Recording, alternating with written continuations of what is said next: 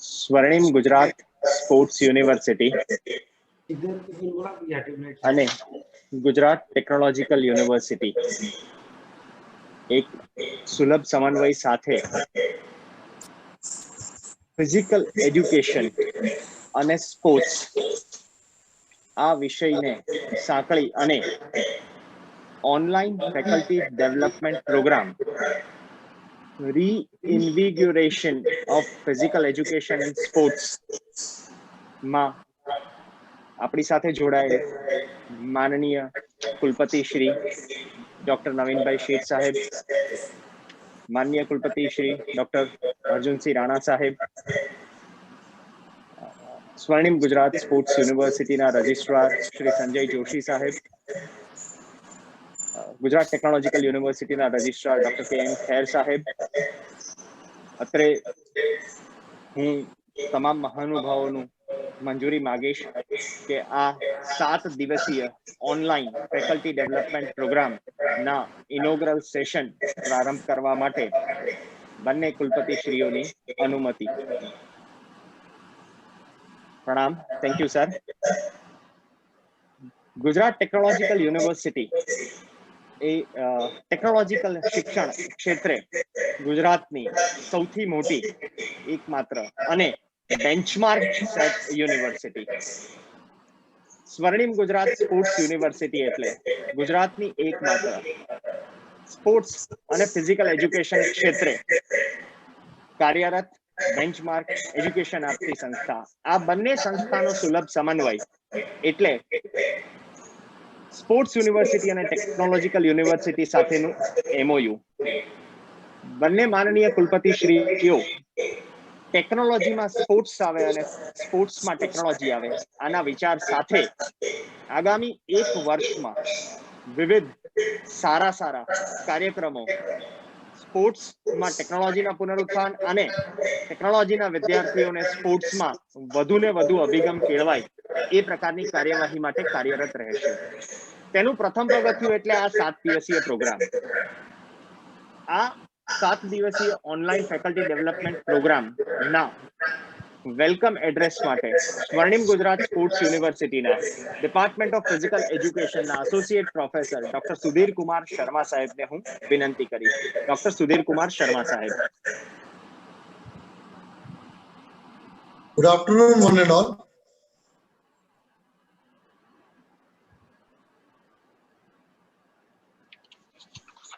If you are planning for a year, soar rise. If you are planning, educate people. But if you are planning for generations, educate teachers. Dear friends, the objective of this 7 days faculty development program is to enable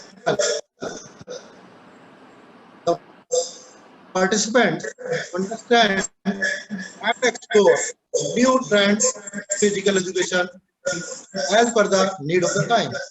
This online faculty development program on reinvigoration of physical education and sports from 22nd to 28th October 2020 for physical education and sports personnel of Gujarat Technological University, Ahmedabad. I, Sudhir Kumar Sharma, Associate Professor, Department of Physical Education, and Director IQAC, Swarnim Gujarat Sports University. On behalf of Department of Physical Education, Swarnim Gujarat Sports University welcomes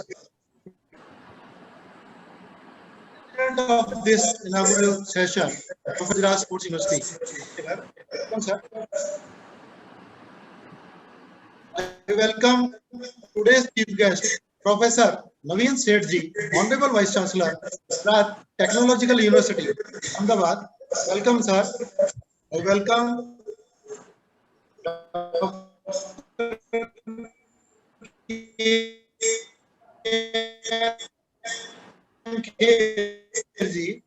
Registrar GTU Ahmedabad. I welcome Shri Sanjay Ji, Gandhinagar University, and other universities of Gujarat State who will enlighten the participants of this faculty development program. Last not the least, I welcome all the participants from Gujarat Technological University, due to whose enthusiastic support, we are able to jointly organize this faculty development program. I welcome one and all once again. Thank you very much. Over to the host. આભાર doctor Sudhir Kumar Sharma સાહેબ. સરના એક બહુ જ સરસ વાત મુજબ કે જો એક ડિકેડ કરતા વધારે સારી ભવિષ્યની ચિંતા હોય તો we should educate the people. તે અંતર્ગત આ ફેકલ્ટી ડેવલપમેન્ટ પ્રોગ્રામ 7 દિવસ ઓનલાઈન, જેમાં વિવિધ સારા સારા વક્તાઓ દ્વારા જુદા જુદા વિષય ગુજરાત ટેકનોલોજીકલ યુનિવર્સિટીના યુનિવર્સિટી અને એફિલિએટેડ કોલેજમાં ફિઝિકલ એજ્યુકેશન અને સ્પોર્ટ્સ સાથે સંકળાયેલ તમામ પ્રાધ્યાપકોને રિજુવેનેટેડ કરવામાં આવશે તેમના જ જ્ઞાન માટે, જેની ફલશ્રુતિ ભવિષ્યમાં વિદ્યાર્થીઓમાં જોવા મળશે. આ વાત સાથે હું ગુજરાત ટેકનોલોજીકલ યુનિવર્સિટીના રજિસ્ટ્રાર શ્રી ડોક્ટર KN ખેર સાહેબને આ ફેકલ્ટી ડેવલપમેન્ટ પ્રોગ્રામ માટેની તેમની ઉદ્બોધન માટે આવકારું છું. ડોક્ટર KN ખેર સાહેબ, registrar, Gujarat technological university. Sir, request to you. નમસ્કાર, ગુડ આફ્ટરનૂન ટુ ઓલ.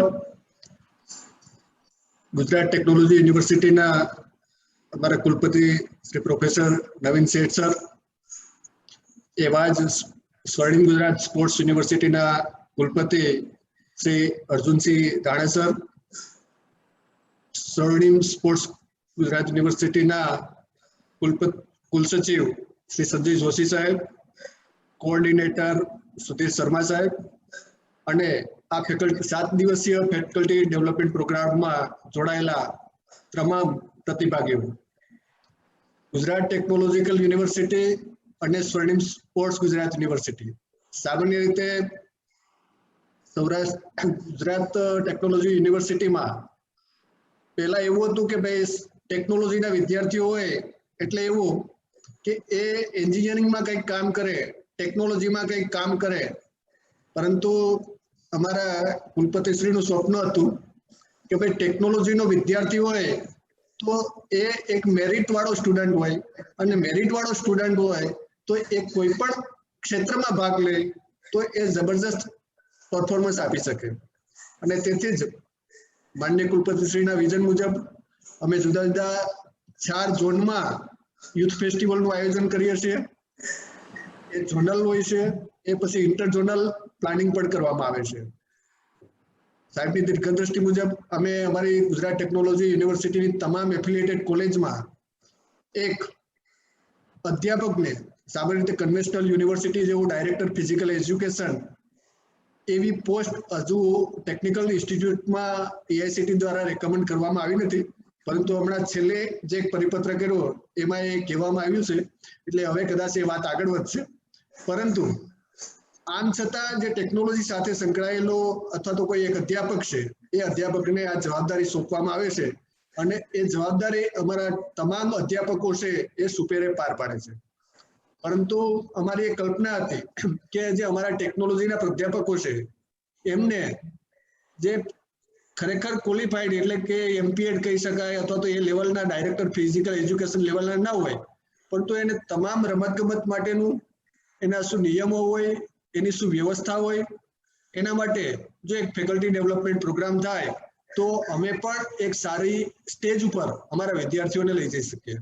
અને એના ભાગરૂપે અર્જુનસિંહ રાણા સાહેબ, માનનીય કુલપતિ શ્રી સ્વર્ણિમ ગુજરાત સ્પોર્ટ્સ યુનિવર્સિટીએ આ બીડું ઝડપ્યું અને આજે આપણે બધા જ આ એક પ્લેટફોર્મ ઉપર 7 દિવસીય ફેકલ્ટી ડેવલપમેન્ટ પ્રોગ્રામના માધ્યમથી એકઠા થયા છે. મને આશા છે કે સ્પોર્ટ્સ એ તો આપણી શું કહેવાય સંસ્કૃતિની બહુ જૂની કલ્ચર છે, આપણા સંસ્કાર છે એવું કેવું હોય તો કહી શકાય. કેમ કે કૃષ્ણ માટે એવું કહેવાય કે કૃષ્ણ ડિવાઇન પ્લેયર, એટલે કે એને જ્યારે આશ્રમમાં રહીને જ્યારે અભ્યાસ કરતા ત્યારે પણ એના ગોવાળિયાઓ હોય કે એના વિદ્યાર્થીઓ હોય, એના સહપ્રતિભાગીઓ હોય તો એની સાથે જુદી જુદી રમતો એ રમતા અને રમતના માધ્યમ દ્વારા એ આખો એક જે સંઘ શક્તિ છે એ ઊભી કરી હતી.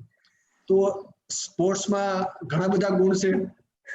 ખેલદિલી હોય, ભાઈચારો હોય, ભાતૃભાવ હોય, અથવા તો જતું કરવાની ભાવના હોય, આ બધું જ વિદ્યાર્થીઓમાં ઘણી વખત નોલેજ હોય, પણ તો જે પર્સનાલિટી ડેવલપમેન્ટ જો કરવું હોય તો એની સાથે તમારે સ્પોર્ટ જોડવું પડે. એને સમાજ જીવનમાં કેવી રીતે આગળ વધવું, એના જો સંસ્કાર સિંચન કરવું હોય તો એમાં એક સ્પોર્ટ્સમેન સ્પિરિટ છે એ ઊભો કરવો પડે.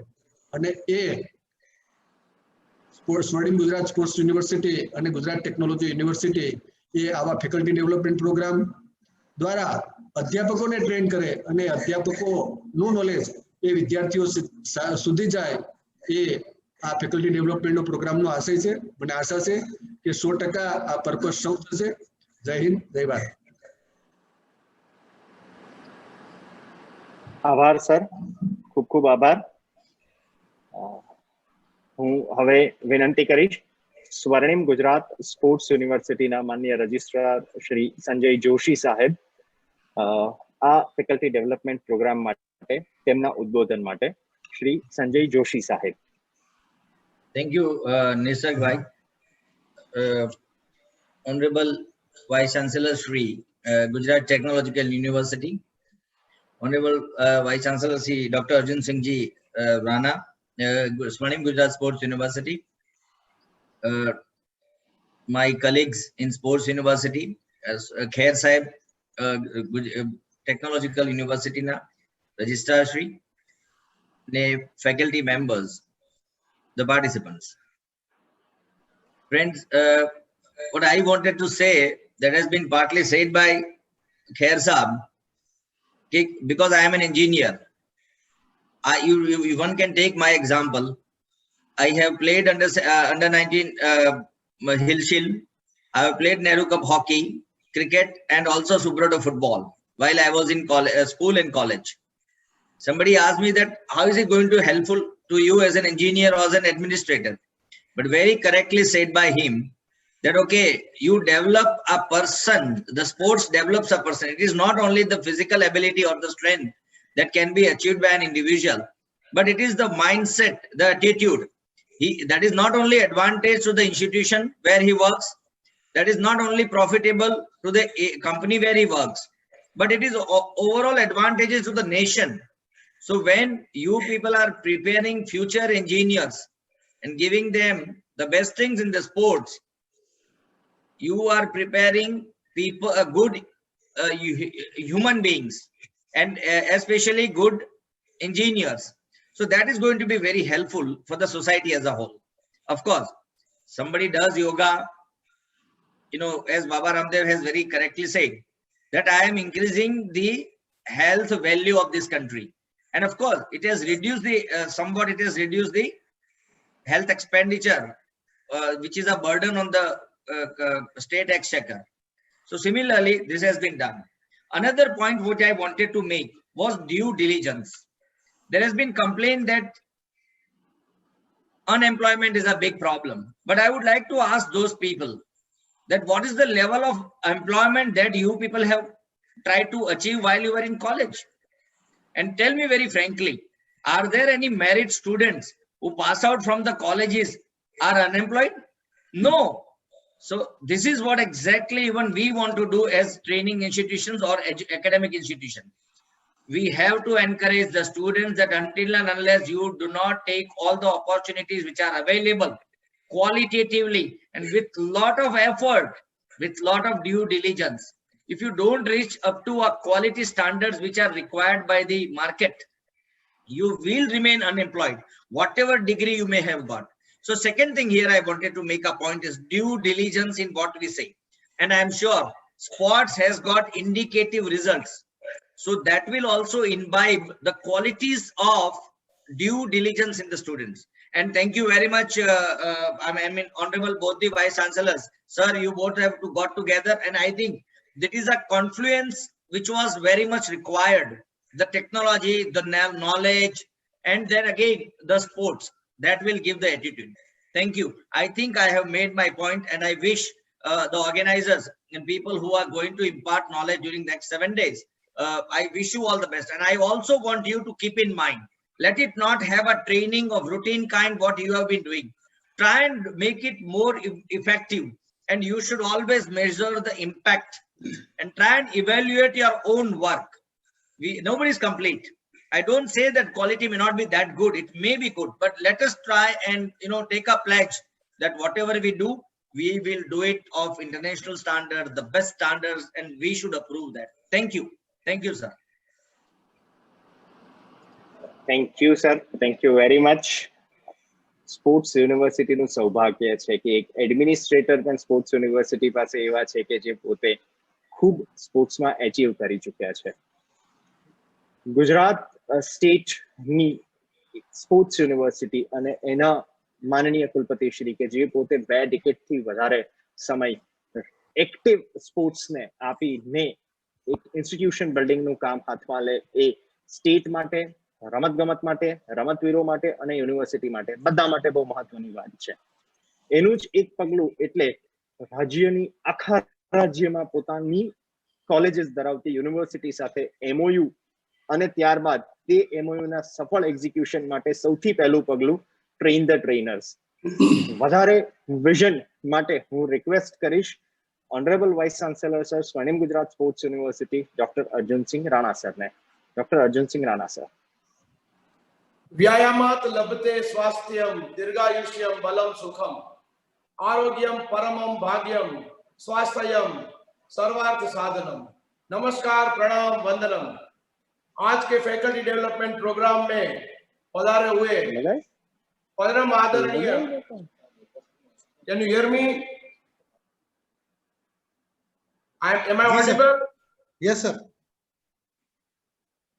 आज के फैकल्टी डेवलपमेंट प्रोग्राम में पधारे हुए आदरणीय श्री नवीन भाई सेठ साहब, आदरणीय KN खेर साहब, आदरणीय डॉक्टर संजय जोशी साहब, GTU के स्पोर्ट्स ऑफिसर्स, स्वर्णिम गुजरात स्पोर्ट्स यूनिवर्सिटी के सभी coordinators, head of the departments, सभी teaching staff, administrative staff, GTU के टीचिंग स्टाफ, एडमिनिस्ट्रेटिव स्टाफ, सभी स्पोर्ट्स फैकल्टी, सभी स्पोर्ट्स प्रोफेसर्स और यहाँ पे उपस्थित पार्टिसिपेंट जो GTU के संलग्न कॉलेजेस के स्पोर्ट्स कोऑर्डिनेटर्स हैं, स्पोर्ट्स प्रोफेसर्स हैं और स्पोर्ट्स फैकल्टीज के रूप में अपनी सेवा में कार्यरत है, उन सभी को स्वर्णिम गुजरात स्पोर्ट्स यूनिवर्सिटी की ओर से इस फैकल्टी डेवलपमेंट प्रोग्राम में आप सबको मैं एकदम हार्दिक स्वागत करता हूं.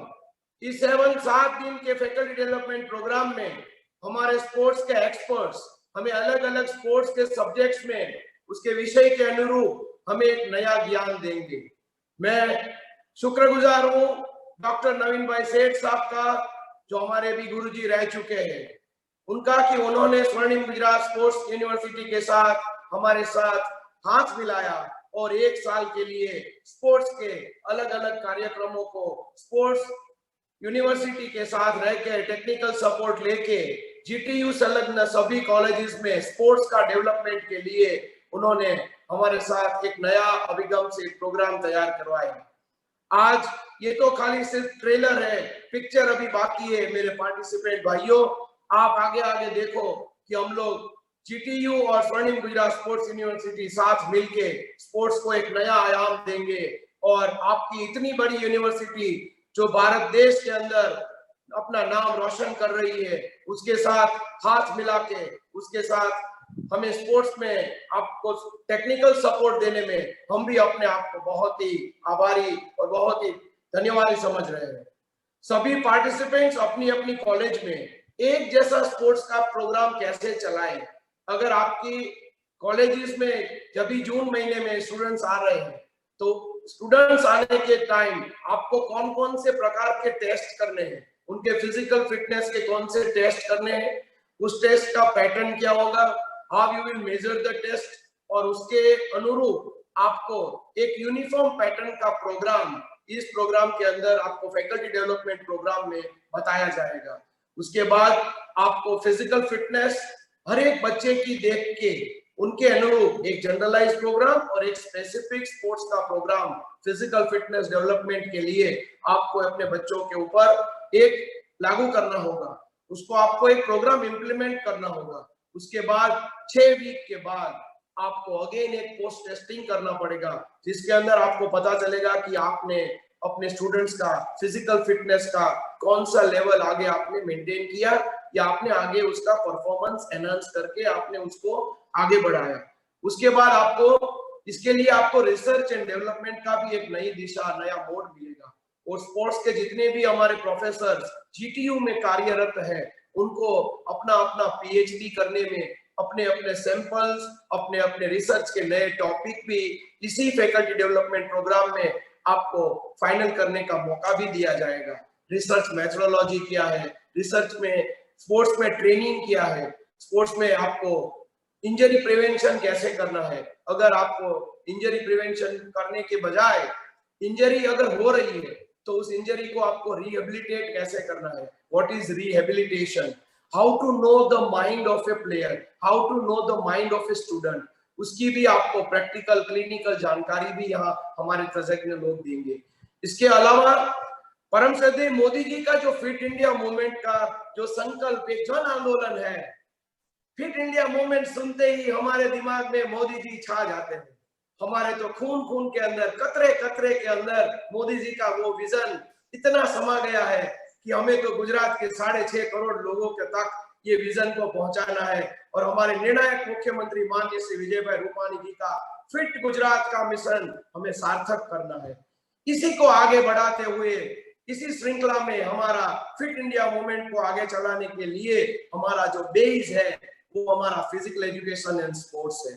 उसके लिए आप लोग जीटीयू के संलग्न एफिलिएटेड कॉलेजेस के जितने भी स्पोर्ट्स के प्रोफेसर्स यहाँ पे जुड़े हुए हैं और आगे 7 दिनों तक आप हमारे साथ जुड़े रहेंगे, उनको fit India movement, fit India youth club क्या है और हमें फिट इंडिया मूवमेंट के अंतर्गत घर घर फिटनेस का पैगाम हमारे कॉलेज के क्लासरूम तक कैसे पहुंचाना है, मोहल्ले मोहल्ले तक कैसे पहुंचाना है, अपने आप में हमको कैसे फिजिकली फिट रहना है, मेंटली टफ रहना है, योगा और प्राणायाम के माध्यम से हमें सात्विक आहार का कैसे पालन करना है और वेजिटेरियन डाइट का क्या उसका महत्व है, वो भी हमारे डाइटिशियन डॉक्टर निशिता बख्शी जी आपको जरूर बताएगी। उसको माध्यम रखते हुए एक नया ज्ञान लेके हम लोग 7 दिन के बाद आप लोग यहाँ से गुजरेंगे। तभी मात्र खाली नाम के खातिर ये हमारा सर्टिफिकेट है जीटीयू और स्पोर्ट्स यूनिवर्सिटी के एमओयू के तहत ये फैकल्टी डेवलपमेंट प्रोग्राम हम करके आए हैं, वो खाली बताना नहीं है, हमें हमारे जीवन में, हमारे परिवार में, हमारे समाज में और हमारी जहाँ कॉलेज जहाँ पे हम लोग कार्य कर रहे हैं, जो हमारा कर्म क्षेत्र है, कर्म भूमि है, और वहां पे हमें नीचे तक उतारना है कि ये हम लोग सीख के आए हैं 7 दिन के फैकल्टी डेवलपमेंट प्रोग्राम में, और ये प्रोग्राम को हम पूरे साल चलाएंगे और हम खुद फिट रहेंगे, हमारी कॉलेज के विद्यार्थियों को फिट रखेंगे, हमारे इंस्टीट्यूट को, हमारी जीटीयू को, स्वर्णिम गुजरात स्पोर्ट्स यूनिवर्सिटी को और हमारे राज्य को फिट करेंगे। तभी जाके हमारा राष्ट्र फिट होगा, और तभी राष्ट्र फिट होगा तब मोदी जी का जो संकल्प है कि हमें हमारे राष्ट्र को विश्व गुरु बनाना है, फिट गुरु बनाना है, जैसे मोदी जी ने इंटरनेशनल लेवल पे हमारा नाम, हमारे देश के नाम को योगा में भी योग गुरु के नाम से स्थापित किया है। बाबा रामदेव जी भी इसी श्रृंखला को आगे बढ़ा रहे हैं। तो आइए दोस्तों, आज हम सब लोग हाथ मिलाए, एक प्रण करें, एक संकल्प करें, और मेरे भी गुरुजी माननीय परम श्रद्धेय नवीन भाई सेठ साहब यहाँ विराजते हैं, उनके सामने हम लोग एक शपथ ले कि हम लोग आज प्रण करें कि हम खुद फिट रहेंगे, परिवार को फिट रखेंगे, और जहां पे हम लोग कर्म भूमि है वहां भी हम दिल से, निष्ठा से, दिलो जान से काम करेंगे, फिजिकल फिटनेस और स्पोर्ट्स को एक नया आयाम देंगे, और हमारे प्लेयर्स को, हमारे स्टूडेंट्स को, भले वो इंजीनियरिंग में पढ़ते हो, भले वो फार्मेसी में पढ़ते हो, मगर हम उनको भी एक स्पोर्ट्स का प्लेटफॉर्म पूरा देंगे, और वो प्लेटफॉर्म के ऊपर वो लोग को इतने फैसिलिटेट करेंगे। अभी हमको इतनी खुशी हुई थी जब माननीय नवीन भाई साहब ने हमें बुलाया था कि गुजरात की यूनिवर्सिटियों में बेस्ट यूनिवर्सिटी का जिम आपके जीटीयू के अंदर नवीन भाई साहब ने लगाया है। खेर साहब ने, आकाश ने इतनी मेहनत करके, पूरे स्पोर्ट्स फैकल्टी ने इतनी मेहनत करके इतना अच्छा जिम बनाया है जिसका अब सभी लोग लाभ ले। उसके अंदर आप जब भी गांधीनगर अहमदाबाद आए तब हमारी यूनिवर्सिटी की मुलाकात ले, जीटीयू की मुलाकात ले। मैं सभी पार्टिसिपेंट्स को ये बताने जा रहा हूँ कि आप लोग भी अपने अपने प्रिंसिपल को, अपने अपने सेल्फ फाइनेंस कॉलेज है तो उनके संचालक को, उनके ट्रस्टीज को आप लोग एक प्रोग्राम बना के दे, एक प्रपोजल बना के दे कि जीटीयू में जैसा जिम है, ऐसा जिम, ऐसी व्यायामशाला हमारे हर एक कॉलेज के अंदर होनी चाहिए, जिसका काम, जिसका बीड़ा हमारे पार्टिसिपेंट को उठाना है। तो आज उसका भी प्रण लेते हैं कि we want to facilitate our students by providing the best facility in the sports in our college। ये आप कर सकते हो, आपके हाथ में है। उसके बाद मैं आपको एक चीज और बताने जा रहा हूँ कि हमारे ऑनलाइन टीचिंग अभी चल रहा है। तो ऑनलाइन टीचिंग, ये पैंडेमिक सिचुएशन है, कोविड का माहौल है, तो इसके लिए क्या हुआ है कि हमारे स्टूडेंट्स भी ऑफलाइन मीन्स की प्लेग्राउंड में जा नहीं रहे, या जा रहे हैं तो सोशल डिस्टेंसिंग का पालन करके वो लोग कम से कम एक्सरसाइज कर रहे हैं। तो हमारे युवा सांस्कृतिक खेलकूद विभाग गुजरात सरकार श्री ने हमारी एक जो मार्गदर्शिका जो इंग्लिश, हिंदी और गुजराती के अंदर प्रदर्शित की है कि रोज फिजिकल एक्टिविटीज घर में रह के, बिना जिम के, बिना इक्विपमेंट्स के कैसे की जाए, वो मार्गदर्शिका भी आप आगे प्रसारित करें, प्रचार करें उसका, और आगे आप उसको फॉरवर्ड करें ताकि आपके स्टूडेंट्स भी ये मार्गदर्शिका को बेस बना के अपने घर में without gym exercise, lunges, squats, pull-ups, push-ups, chin-ups, sit-ups जैसी exercise, rope skipping, forward jump, base jump, ऐसा सब एक्सरसाइज, योगा, प्राणायाम नियमित रूप से अपने दैनिक जीवन में उतार के करें, तभी जाके हमारा ये फैकल्टी डेवलपमेंट प्रोग्राम का जो मकसद है वो हमारा पूरा होगा। मैं आज ज्यादा समय नहीं लूंगा क्योंकि हमें तो हमारे गुरुजी नवीन भाई सेठ साहब को सुनना है। मेरी वाणी को विराम देते हुए अगेन मैं ये बात दोहराता हूँ सभी पार्टिसिपेंट्स को कि उठो, जागो, रुको मत जब तक उद्देश्य की प्राप्ति न हो, और वो उद्देश्य है हमारे देश को मजबूत बनाना, हमारे भारत देश को एक राष्ट्र, श्रेष्ठ राष्ट्र, मजबूत राष्ट्र, तंदुरुस्त राष्ट्र बनाना, जिसके अंदर की नींव, जिसके अंदर जो बेस का जो पत्थर है वो हम लोग फिजिकल एजुकेशन के प्रोफेसर्स और स्पोर्ट्स फैसिलिटेटर, स्पोर्ट्स कोऑर्डिनेटर्स है। आप लोग सही मायने में फिट इंडिया मूवमेंट के वॉरियर्स हो। आप लोगों का दिल और जान से सम्मान करते हुए मैं मेरी वाणी को विराम देते हुए आप सबको जय जय गरवी गुजरात, भारत माता की जय, वंदे मातरम। प्रणाम सर।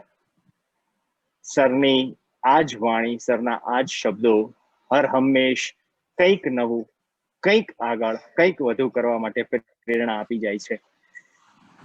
ગુજરાત ટેકનોલોજીકલ યુનિવર્સિટીના માનનીય કુલપતિ શ્રી જે ધરોહર સંભાળી રહ્યા છે અને જે ખૂબ નવીન વિચાર સાથે ટેકનોલોજીકલ અભ્યાસક્રમમાં અભ્યાસ કરતા વિદ્યાર્થીઓ માટે પણ ફિઝિકલ ફિટનેસ, સ્પોર્ટ્સ જેની માટે ચિંતિત છે। સરે જણાવ્યું પ્રમાણે ગુજરાતનું સારામાં સારું જીમ અત્યારે ગુજરાત ટેકનોલોજીકલ યુનિવર્સિટી પાસે છે। આવું વિઝન સ્પોર્ટ્સ માટે ધરાવતા એવા કુલપતિ શ્રી ડોક્ટર નવીનભાઈ શેઠ સાહેબ, માનનીય કુલપતિ શ્રી ગુજરાત ટેકનોલોજીકલ યુનિવર્સિટીને હું તેમના ઉદ્બોધન માટે આવકારું છું।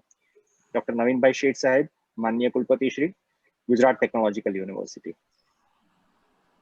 नमस्कार, I am audible? Yes, sir. Namaskar, good afternoon, respected Honorable Vice Chancellor of the Swarnim Gujarat Sports University, Dr. Arjun Singh, the Registrar of the Swarnim Gujarat Sports University, Sanjay Joshi, the Registrar of the GTU, Dr. K.N. Kher, all the faculties who joined this program, coordinator of this program Sudhir Joshi, and the directors of the sports and all those who join virtually in this program. Very first, from my bottom of heart, personally and on behalf of the GTU, I congratulate the Vice Chancellor of the Sports University, Dr. Arjun Singh, and the whole team for arranging this faculty development program. In the history of the GTU, it is the first such type of the FDP that is only for the physical education teachers. of the GTU. We are arranging number of FDP for our engineering teachers, but not a single FDP for the teachers, those who are looking after the sports of the GTU colleges. So again, I congratulate the Sports University Authority for this program, particularly for the teachers of engineering colleges. Because GTU is established, but we are not working with a conventional university which is working generally just to admit the students, enroll the students, conduct the exam and giving the degree. It is the function, primary function, but that is not only the primary function. We are equally focusing on sports. We are equally focusing on NCC, NSS, cultural activities, innovation, all these activities, and we especially allocating the budget. If it is not available from the government, from our own funds, we are allocating the budget for all such activities, and we are arranging not only at the GTU level, all over the Gujarat, initially zonal level competition for the sports, for the cultural activities, for the tech fest and other thing, and finally the center.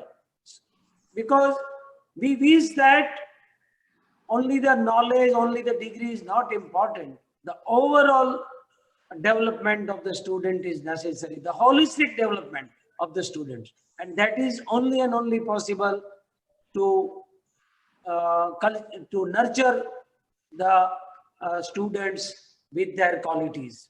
Those who are interested in sports, we are giving the platform to them, to all students. We are promoting such students, we are training such students, and we are sending to the state level, national level. And I have find that in this 7 days FDP, the topics which are selected, that is very, very important. The competition rules of AIU rules and other things. Sometimes there is no clarity, and that's why some misunderstanding and so many things, problems are created. So AIU rules is to be very important to know uniformly by all teachers.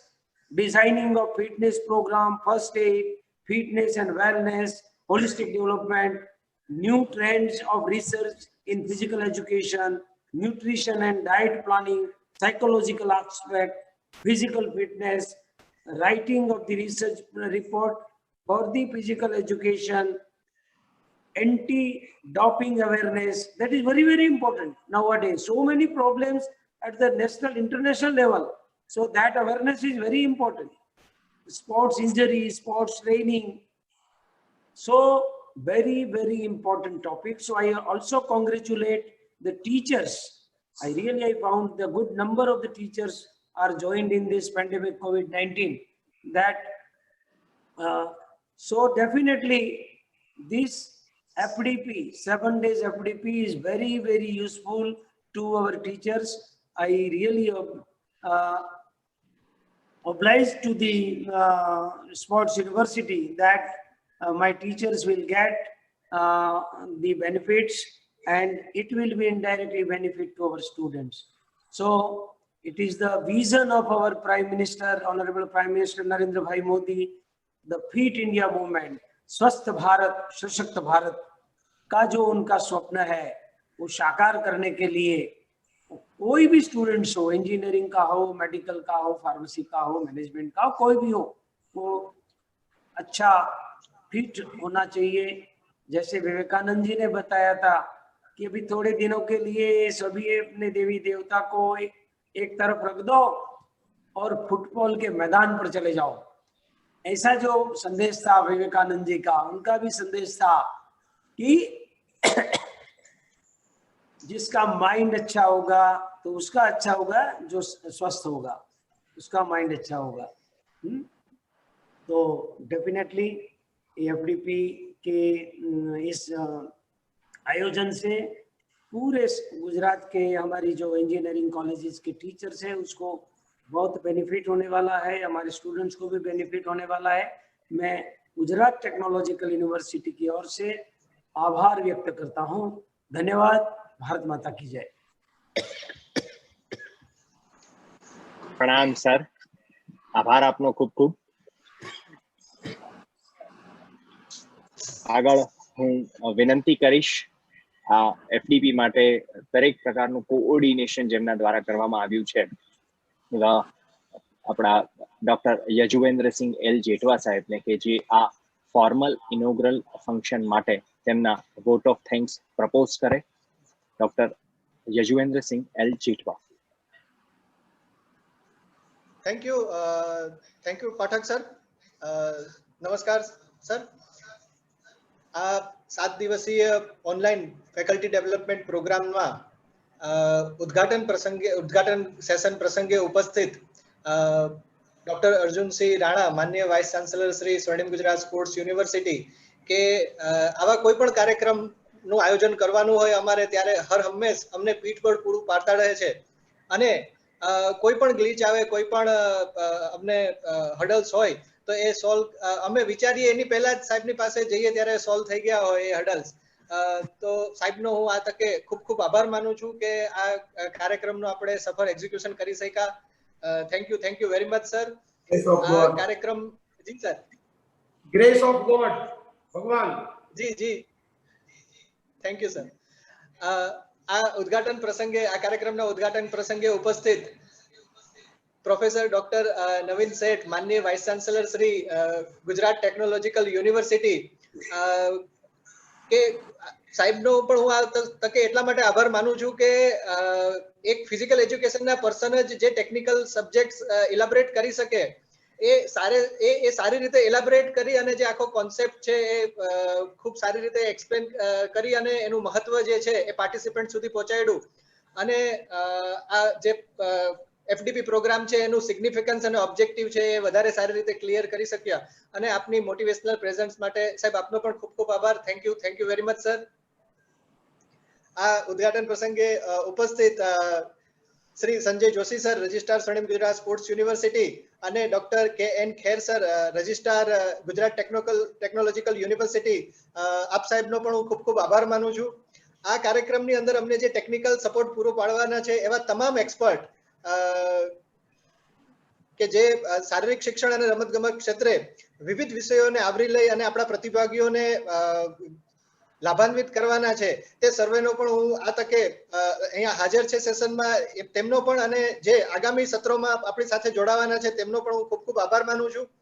અને આ કાર્યક્રમમાં જોડાયેલા તમામ સહભાગી પ્રતિભાગીઓ કે જેમના પ્રોત્સાહનથી અને જેમના ઉત્સાહથી અમે આ કાર્યક્રમ કરવા માટે પ્રોત્સાહિત થયા છીએ, તેવા તમામ પ્રતિભાગીઓનો પણ હું ખૂબ ખૂબ આભાર માનું છું. Thank you very much all. Thank you sir. Thank you Jethwa sir. આભાર.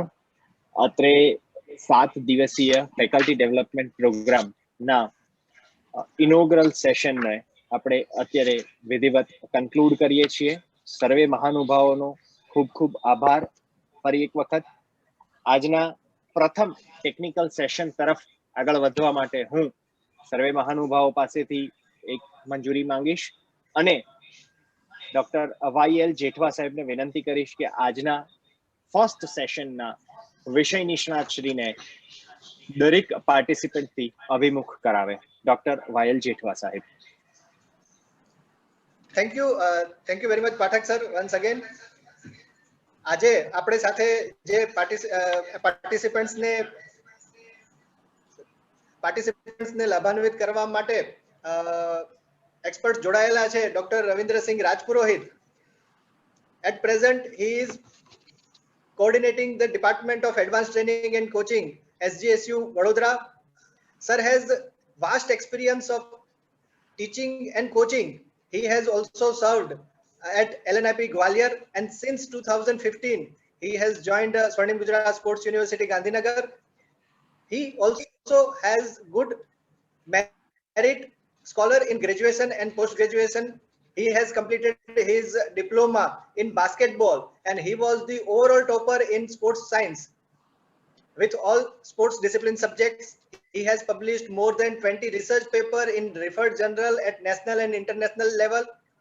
Sir has also experience of rendering his services as a resource person in different international and national organizations like PICA, UGC refresher courses, CBSE courses for PE teacher refresher course, international community for sports training and program, and various sorts of workshops.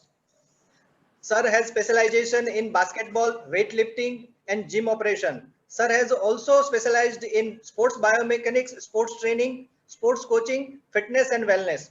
So I would request Dr. Ravindra Singh Rajpurohit sir to start the first technical session. Sir, please. Thank you, sir. Thank you, Jetwa sir. Thank you very much for the nice introduction. A very good afternoon to one and all. Before starting the session, I would like to give my sincere thanks to Professor Naveen Sethji, Honorable Vice Chancellor of Gujarat Technical University, Ahmedabad, for his significant contribution for the development and promotion of education in entire Gujarat as well as in entire nation. Thank you very much, sir.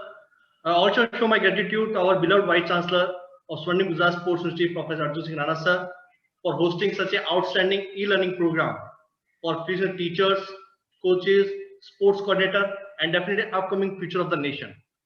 Also, give you my best wishes to both of the registrar of the university, Dr. K.N. Kher sir and Sri Sanjay Joshi sir, for the significant contribution in making this FDP as a milestone for the learners. I also give my thanks to Vyal Jetwa sir and Sri Ankur Singh Saini sir for the conceptualize this e-learning program and putting their best effort to make this education program as successful e-learning program. And at the last, I welcome all the participants in this FDP. This is the first learning program which is jointly organized by SGSU and GTU.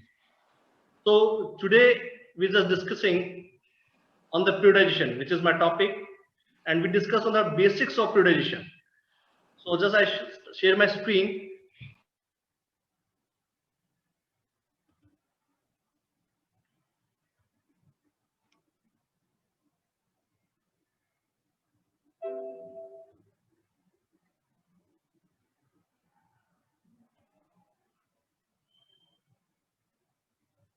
Jetwa sir, it is visible? Yes, sir. It is visible, sir. Okay, sir. Shall we start now? Today we discuss on the basics of periodization. As you see, the quotes will mention heroes come and go, but legends are forever. मतलब सीधा सा है कि अगर जो hero हैं वो आते रहते हैं, जाते रहते हैं, जो लेजेंड्स होते हैं वो हमेशा रहते हैं. So we do some sort of work which recall as a legends throughout the life, और हम हमेशा याद रखे जाएं by virtue of our good works. So we're discussing on the basics of periodization. As we all know, what each and every sports person dream about. एक हर एक खिलाड़ी के दिमाग में जब वो खेलना शुरू करता है, उसका एक ड्रीम होता है. And the dream is to become a world champion. कि अपना नाम एक इंटरनेशनल लेवल पे कुछ इस तरह से रखे कि वो एक बहुत बड़ा खिलाड़ी बने, और जो खेलों का सबसे बड़ा गेम है, सबसे बड़ा जो ओलंपिक्स है, उसमें वो मेडल लेके आए. So this is the dream of each and every professional sports person. Now, what are the qualities required an athlete need to be become a world champion? क्या क्या चीजें होती है कि जो हमें जरूरत पड़ती है जिसके हम वर्ल्ड चैंपियन बन सके? As we all know that throughout this FDP program, 7 days FDP program, आप बहुत सी चीजें आप पढ़ेंगे, जैसे कि यूनिवर्सिटी के जो GTU वाइस चांसलर प्रोफेसर नवीन सेठ जी ने काफी अच्छे से बताया, डिस्क्राइब किया. These are the content which we are going to discuss throughout this 7 days FDP. और उसी 7 days FDP के अंदर जो भी कंटेंट्स है, all contents come under this periodization. तो कहीं ना कहीं सारे जो इंटरवेंशंस हैं वो इससे रिलेटेड है. So we discussing the qualities which we require to become world champions are passion, the dedication, the hard work, desire, discipline, determination, craziness, vision, mindset and direction. ऐसी बहुत सी चीजें हैं जिन सब की हमें जरूरत पड़ती है to become a world champion. अगर हमें अच्छे प्लेयर प्रोड्यूस करने हैं, हमें अच्छा प्लेयर नेशनल लेवल पे या AIU लेवल पे बात है, चाहे ACT लेवल हो, चाहे आपका इंटरनेशनल लेवल हो, अगर आपको प्लेयर प्रिपेयर करने हैं तो ये सभी क्वालिटीज हमें चाहिए होती. If you see the 3 points which I mentioned, the highlighted like vision, mindset and direction, which means vision आप बोलते हैं कि नजर को, कि आपका एम, आपकी नजर, आपकी फोरसाइट कैसी है, matter all out. The mindset कि आपकी सोच कैसी है, and the direction to give right direction to the your students. तो एक बहुत अच्छी कोट मुझे याद आती है कि नजर को बदलो तो नजारे बदल जाते हैं, सोच को बदलो तो सितारे बदल जाते हैं, कश्तियां बदलने की जरूरत नहीं, सिर्फ दिशा को बदलो, किनारे खुद ब खुद बदल जाता है. So if we are in right direction, then definitely we get and we achieve all the aims which we required for to become a good player or to become a world champion. In spite of all these qualities, an athlete needs a what? आपके पास dedication है, आपके पास punctuality है, आपके पास regulatory है, आप discipline है, आपका vision है, आपका mindset भी अच्छा है, and you give right direction to your player also. But still, what we need, जो हमें सबसे ज्यादा जरूरत है, in spite of all these qualities, that is a perfect plan. A perfect plan is very required कि अगर आपके पास perfect plan है, then you can build a good story, good building. अगर आपके पास अच्छा road map है, तभी आप आगे जा सकते हैं. Friends, मैं आपको बताना चाहूंगा हमारे virtual session के through that in 2021 the average age of India is around 28 to 29 year old, which is in compared to Japan and China, which is 39 and 47. We are the youngest country. और हमारी जो 138 करोड़ की populations हैं, उसमें 50% हमारी young populations है. And these young population are come from college itself. चाहे वो GT हो, चाहे वो SGSE हो, चाहे वो DE हो, कोई सी institute, most of the students or most of the athletes come from the college background. So this is our responsibility. We have to prepare such a good plan for our students, for our players, कि वो एक अच्छे level पे compete कर सके और जो अच्छे प्लेयर हैं वो सामने आ सके. So this is not mandatory कि जो पढ़ेगा लिखेगा वो बनेगा नवाब, वो जो खेलेगा कूदेगा वो होगा खराब. Nothing is changed. पढ़ेगा लिखेगा तो बनोगे नवाब, खेलोगे कूदोगे तो बनोगे लाजवाब. तो कुछ बच्चे ऐसे भी हैं इंजीनियरिंग कॉलेजेस के अंदर जो अपना फोकस, जो अपना अटेंशन स्पोर्ट्स में भी रखते हैं, but somehow the pressure of the studies they will separate from the sports background. But if you see, if you compare at the entire world level, आप देखेंगे जो अच्छे प्लेयर्स हैं, those are good players, those are Olympic players, they are come from the engineering background, they come from the studies background. तो ऐसे बच्चों को, ऐसे प्लेयरों को हमें प्रमोट करना, this is our sole responsibility. So being a coach, being a coordinator, being of the head of the department of sports, it's our responsibility that we have to prepare a perfect plan for the players. जैसे हमारे vice chancellor Rana sir ने बहुत अच्छा बताया कि आप सबको एक एक प्लान डिजाइन करना है. So we are discussing on that plan also. कि हमारा 1 ईयर में क्या प्लान रहना चाहिए, किस तरीके से हमें अपने प्लेयर्स को एनरोल करना है, कैसे प्री टेस्ट होगा, कैसे पोस्ट टेस्ट है, and how we make the road map for this athlete. So this is the perfect plan which we require. So in perfect plan includes, क्या क्या चीजें परफेक्ट प्लान के अंदर होती हैं. The first foremost is proper physical fitness training. अब fitness training की बात करते हैं तो फिटनेस ट्रेनिंग के अंदर जो भी कंपोनेंट्स हैं, चाहे हेल्थ रिलेटेड हो, चाहे वो स्किल रिलेटेड हो, दोनों कंपोनेंट्स पे हमें इक्वली वर्कआउट करना पड़ता है. लाइक अगर मैं बात करता हूं skill related components which is essentially required for वो become a good skilful player, तो आपकी एजिलिटी है, बैलेंस है, कोऑर्डिनेशन है, रिएक्शन टाइम है, स्पीड है, पावर है, इन सभी पे हमें इक्वली वर्कआउट करना पड़ता है and we prepare the athlete accordingly. Proper technical training is required कि आपकी जो टेक्निक्स हैं गेम की उनको आपको डिफाइन करना पड़ता है. The tactical part, either group tactics हो या team tactics हो.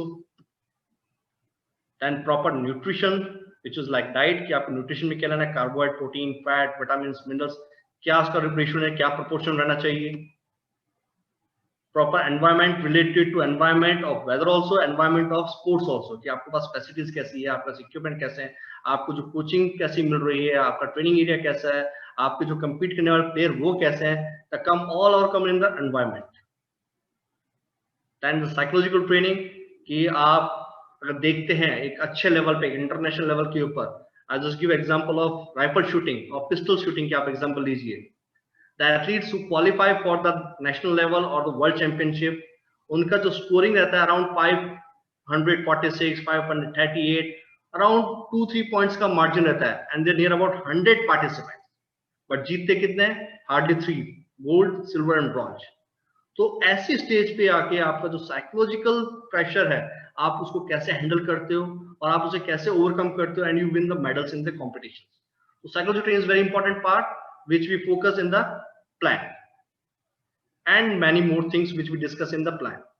सो these are the things which we put more focus during the plan, कि फिजिकल फिटनेस ट्रेनिंग आपके प्लान के अंदर हो, टेक्निकल ट्रेनिंग आपके प्लान के अंदर हो, आपके प्लान के अंदर टेक्निकल ट्रेनिंग हो, न्यूट्रिशन हो, प्रॉपर एनवायरमेंट हो, साइकोलॉजिकल ट्रेनिंग आपको प्लेयर को देनी चाहिए and many more thing which is required to assisting factor as a perfect plan.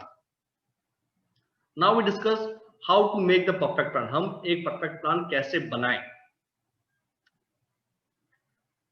This plan we make by the help of periodization. Now what is periodization, which we discussed?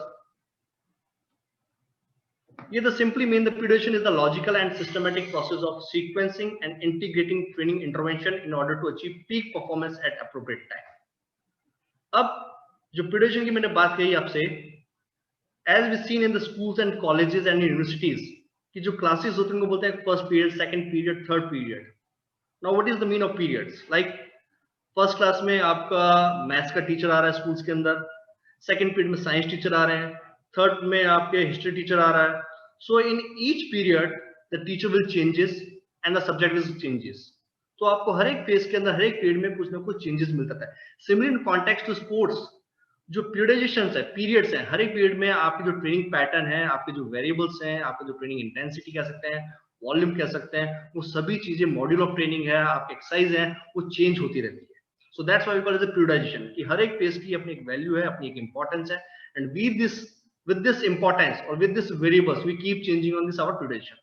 So periodization the logical and systematic process, एक logical है और एक systematic process. Systematic process क्यों कह रहे हैं? Because it's the sequence manner. We go from simple to complex. Like in schools, अगर आप छोटे थे या हम छोटे थे, हमने स्टडी किया है, like we start from just numeric values, the 1, 2, 3 we learn first, then we go for the tables, 2 table, 3 table, 4 table, then we go for the calculation, plus, minus, subtract, divide, then we go for the board mass, then we go for the numericals, then we sort out the trigonometry problems. So we go from the simple to complex. Similarly in sports, we go with the sequence and integrating all the training inventions in order to achieve peak performance. हमारी peak performance तब आए जब हमारा major competition हो, जब हम अच्छे level पे खेल रहे हैं. So this is the importance, this is the aim of periodization, that we get the peak performance at appropriate time. Again, my friends, there is a difference between high performance and peak performance and optimum performance, which we're not going to discuss. बस यही बात कहनी है कि हमारी peak performance right time पे, that's we call that take the help of periodization. Now we make the periodization as the structure plan as well as biomotor abilities training plan. Now what is structure and what is biomotor abilities plan? Structure plan की जब हम बात कर रहे हैं कि जितने भी टीम गेम है या इंडिविजुअल गेम है, जब आप एक रोड मैप प्रिपेयर करते हैं कि इन द मंथ ऑफ सितंबर अक्टूबर में आपके एआईसीटी टूर्नामेंट है या जीटीयू के टूर्नामेंट्स हैं या फिर आपका जो मेजर टूर्नामेंट आपका नेशनल टूर्नामेंट्स हैं, तो उसके लिए जब आप throughout the year plan करते हो कि आपका प्रिपरेटरी फेज होगा, आपका कंपटीशन फेज होगा, आप मेन कंपटीशन खेलेंगे, then you move on transition phase, तो उसको हम प्रॉपर्ली स्ट्रक्चर प्लान कहते हैं कि एक प्रॉपर स्ट्रक्चर्ड है. And when we talk about the biometric abilities, कि सपोज आप सिर्फ स्ट्रेंथ ट्रेनिंग की बात कर रहे हैं या फिर आप सिर्फ एंड्योरेंस की बात कर रहे हैं या स्पीड ट्रेनिंग की बात कर रहे हैं, विच डेवलप दैट, आपको एक कोई एबिलिटी डेवलप करनी है, for that we use biomotor abilities training plan. अगर आपको कंप्लीटली प्लान तैयार करना, that is called structure plan, and if you want develop any motor component, then we use biomotor abilities training plan. And this periodization will start begin from the ancient Olympic, which is from 1776 BC to 393 AD. और उस समय भी periodization का use होता था, but वो एक undefined था, एक अनस्ट्रक्चर्ड था, और वो लॉन्ग टाइम तक एग्जिस्ट भी किया. Now I just tell you the story about Milo of Croton. मैं ये आपको बताना चाहता हूँ कि ये जो periodization है, ये अभी से नहीं, जैसे मैंने बताया 776 BC तब से ये periodization प्लान चलते आ रहे हैं. माइल ऑफ क्रोटन, ये क्रोटन जो था, Milo is living from the Croton, जो आपकी इटली की एक कॉलोनी है, वहां पर था ये Milo. He is a small kid, और वो रूटीन बेस पे क्या करता था कि उसके पास एक काफ था जिसको वो अपने कंधे पे रखता था, और through out his city he moving with the काफ, उसको कंधे पे लेके घूमता रहता था. With this approach people laughing on him, कि ये बच्चा है छोटा सा, ये काफ को कंधे पे रखता है और घर जाना आना घूमना सभी इसी पे करता है. पीपल लाफिंग ऑन हिम कि इसकी क्या हरकत है, और लोग इस पे काफी हंसते रहते थे. But later on after 2 years then he moved adult stage, तब देखा कि जो काफ था now is taking the changing the shape, उसकी शेप बड़ी हो रही है, और माइलो है उसका साइज भी बड़ा हो रहा है, ग्रो कर रहा है. And later on after 4 to 5 years when he moved adulthood stage, जो माइल ऑफ क्रोटन था, जो काफ का बच्चा था, is growing the shape in the ox, वो एक ऑक्स की शेप ले लेता है, काफी बड़ा हो जाता है.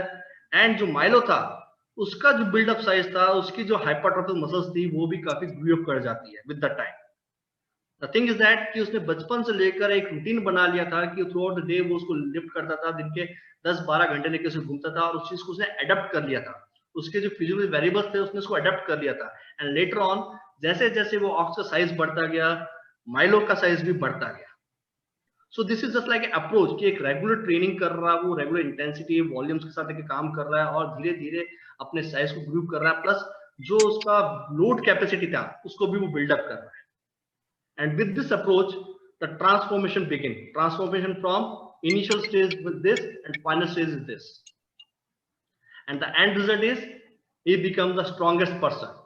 और यही माइल ऑफ प्रोटोन जो था 7 टाइम रेसलिंग के अंदर ओलंपियाड में चैंपियन रहा। The mile of proton is known as for the Olympic wrestling championship. 7 times consecutive become the world champion, international champion. उस समय because he do hard training. और लोगों को पहले उसका कॉन्सेप्ट समझ में नहीं आया, but later on people understand the concept कि वो अपनी ट्रेनिंग किस तरीके से कर रहा है। So this periodisation training plan not from right now, ये बहुत पहले से चल रहा है, बट इन अनस्ट्रक्चर्ड वे और अनरिफाइंड वे। और इसी चीज को एक पीरियडाइजेशन का प्रिंसिपल में लिया गया, that called as a progressive overloading. किस तरह हम प्रोग्रेसिव ओवरलोडिंग करते हैं, धीरे धीरे ग्रेजुअली हम वेट को बिल्डअप करते हैं और उसी वेट बिल्डअप के साथ हमारी स्ट्रेंथ भी बिल्डअप होती रहती है। Now we just talking about थोड़ा रैपिडली हम इसको देखेंगे इवोल्यूशन ऑफ पीरियडाइजेशन को, कि किस तरह से जो इवोल्यूशन ऑफ पीरियडाइजेशन का कैसे हुआ। As I mention the beginning of the periodization like AD 172-45 Greek physician पैलेस पिस्टोरस ने लेके आया था, उसके बाद रोमन फिजिशियन लेके आया। 1896 में सेम अप्रोच चलती रही, लेकिन अगर आप देखेंगे जो असली ट्रांसफॉर्मेशन टाइम था वो था 1932 से 1936 बर्लिन ओलंपिक्स। इसके अंदर जो लोगों को पता चला कि पीरियडाइजेशन क्या है, कैसे ट्रेनिंग करनी होती है, प्रिपरेटरी फेज क्या होता है, कंपटीशन फेज क्या होता है, ट्रांजिशन फेज क्या होता है, और किस तरह से आप उसके अंदर ट्रांजिशन 1-2 इन्वॉल्व कर सकते हैं, और कैसे अपनी पीक परफॉर्मेंस राइट टाइम पे ला सकते हैं। तो ये सारे जो राइटर्स थे और सारे जो साइंटिस्ट थे, इन्होंने अपना कंट्रीब्यूशन किया है for developing this periodization plan, which we are not going to discuss much a lot now. The again what is periodization, जैसे मैंने बताया, systematic planning of an athlete, officer training, player की जो ट्रेनिंग है उसको अच्छे तरीके से सिस्टमैटिक तरह से प्लान करना, और इसका जो एम रहता है to reach the best possible performance in the most important of the year. अगर आपका साल में एक और कंपटीशन है तो आप उसके लिए प्लान कर सकते हैं, अगर आपके साल में 2 मेजर कंपटीशन है तो आप उसके लिए भी प्लान कर सकते हैं, and if you then again you can plan for that also. So the various cycles progressive in training and during a specific period, हर एक पीरियड की अलग साइकिल्स होती है, एक अलग प्लान होता है which we discuss in later on. और ट्रेनिंग प्लान को समझने से पहले सबसे पहले हमें ये समझना पड़ेगा कि कौन सी टर्मिनोलॉजीज हैं जो पीरियडाइजेशन में यूज होती हैं, वो हमें जानना होगा।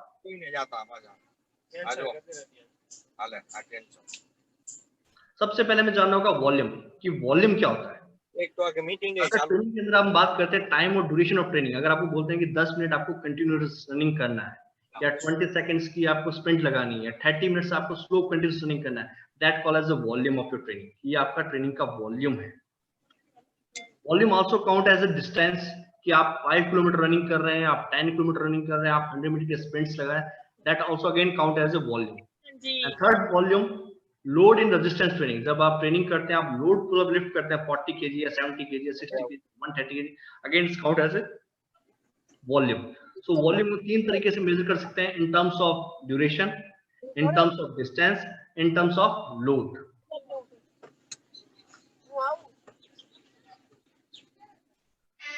अगर मैं टोटल वॉल्यूम की बात करता हूं, सपोज एग्जांपल आपके सामने है, सबसे पहले मैंने स्प्रिंटर का एग्जांपल लिया है। In sprinter, if a sprinter run 100 metre, बेवा मंडो ने हालो ने भाई,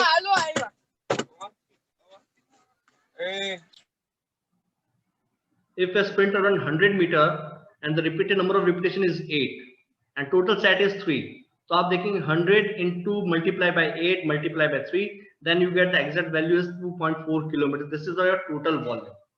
तो इसी तरीके से हम प्लेयर्स को देते हैं कि फर्स्ट वीक में आपको 2.4 किलोमीटर रन करना है, then second week you go with 3 kilometer, then third week you go with 3.5 kilometer, and fourth week you go with 4 kilometer. तो माइलेज भी बढ़ाते हैं, उसका वर्कलोड भी बढ़ता है, और टोटल वॉल्यूम भी हम स्लोली इंक्रीज करते हैं। So we can change the variables, suppose repetition 8 की जगह 9 कर दिया, सेट की 3 से 4 कर दिया, तो जैसे जैसे आप इंक्रीज करेंगे वैसे वैसे टोटल वॉल्यूम भी इंक्रीज होता रहेगा। Similarly example of marathon and weight training also.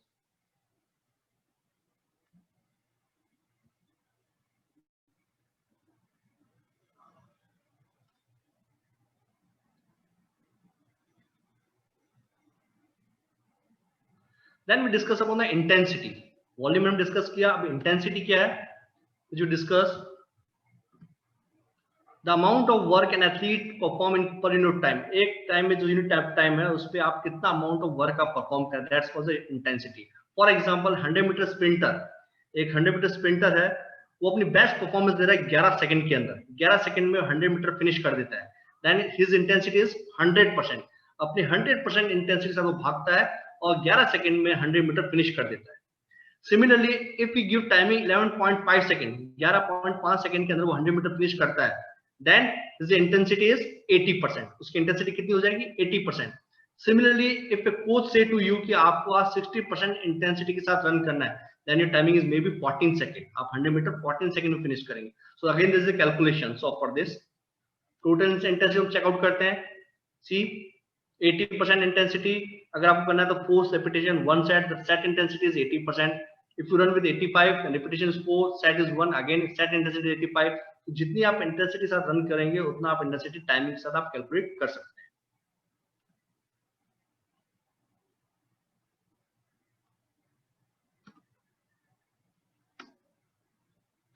Now the relationship of volume and intensity, कि इंटेंसिटी और वॉल्यूम का क्या रिलेशनशिप होता है, जैसे inversely proportion to each other. वो कैसे है वो आप देखेंगे। Volume and intensity always inversely proportion. अगर आपका वॉल्यूम हाई हुआ तो इंटेंसिटी लो हो जाएगी, अगर आपका वॉल्यूम मीडियम हुआ तो इंटेंसिटी मीडियम रहेगी, अगर आपका वॉल्यूम लो हुआ तो इंटेंसिटी क्या हो जाएगी? आपकी हाई हो जाएगी। ये हम डायग्राम के साथ देखेंगे। सी वॉल्यूम एंड इंटेंसिटी। अब जो मैं आपको बताना चाह रहा हूं सिंपली, आप बहुत इजी कॉन्सेप्ट, आप सभी लोग वेट ट्रेनिंग करते होंगे, जिम जाते होंगे, आपने की होगी। If you lift 10 kg weight, अगर आप 10 किलो वेट उठाते हैं, डंबल कर्ल करते हैं, which is easy for you, 10 kg dumbbell से आप फास्ट मूवमेंट कर सकते हो, इजीली 10 kg डंबल को आप लिफ्ट अप कर सकते हो। But same time if I give 50 kg dumbbell, तो हो सकता है आपका जो मूवमेंट है काफी स्लो हो जाएगा। क्या हुआ? आपका वेट रेजिस्टेंस हैवी हुआ तो आपका जो मूवमेंट है वो स्लो हो गया। वॉल्यूम हैवी है तो इंटेंसिटी लो हो जाएगी, अगर वॉल्यूम लो है तो इंटेंसिटी हाई हो जाएगी। सिमिलर इन दैट केस जब आपको हम बोलें कि सिर्फ 100 मीटर रन करना है, तो 100 मीटर रन में आप बहुत स्पीड से भागेंगे। क्यों? क्योंकि आपको पता है डिस्टेंस कम है और you go with the full intensity. Same time अगर आपको डिस्टेंस 5 to 10 किलोमीटर दे दिया जाए तो आपकी इंटेंसिटी क्या हो जाती है? एकदम लो, जब स्लो भागते हैं, बिकॉज यू नो कि volume is too much. So that's why we say volume and intensity are always in proportion to each other. Inversely proportion है। क्यों? क्योंकि अगर वॉल्यूम हाई हुआ तो इंटेंसिटी क्या होगी? लो होगी, अगर वॉल्यूम लो होगा तो इंटेंसिटी क्या होगी? हाई होगी। So this is thing which we have to understand before understanding the plan. Then we have to understand rest and recovery. What is rest and what is recovery like? The time between 2 repetition, 2 sets or 2 session is known as rest and recovery. आप देखेंगे 2 repetition के बीच में, suppose आपने repetition लिया, आप snatch कर रहे हैं, you just lift 1 snatch, then down the bar, then take 30-second rest, and again you lift the bar, then again take rest. So this called as the recovery time. If you go with the 2 sets, suppose आपने bench press किया, 15 repetitions लगाई, then your 1 set is over. Then you go for second set. From first set to second set, the rest is called as the recovery. वो 3 minutes या 2 minutes का जो भी होता है वो भी रिकवरी है।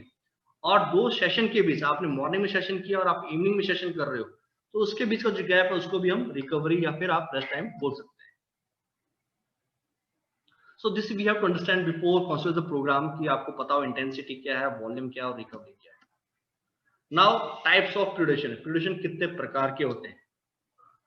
The first periodization is which we call as linear fluctuation, कि हमें एक लीनियर फ्लक्चुएशन में क्या होता है कि आप अपनी इंटेंसिटी और वॉल्यूम को एक प्रोग्रेसिव वेव में इंक्रीज करते हैं और रिड्यूस करते हैं।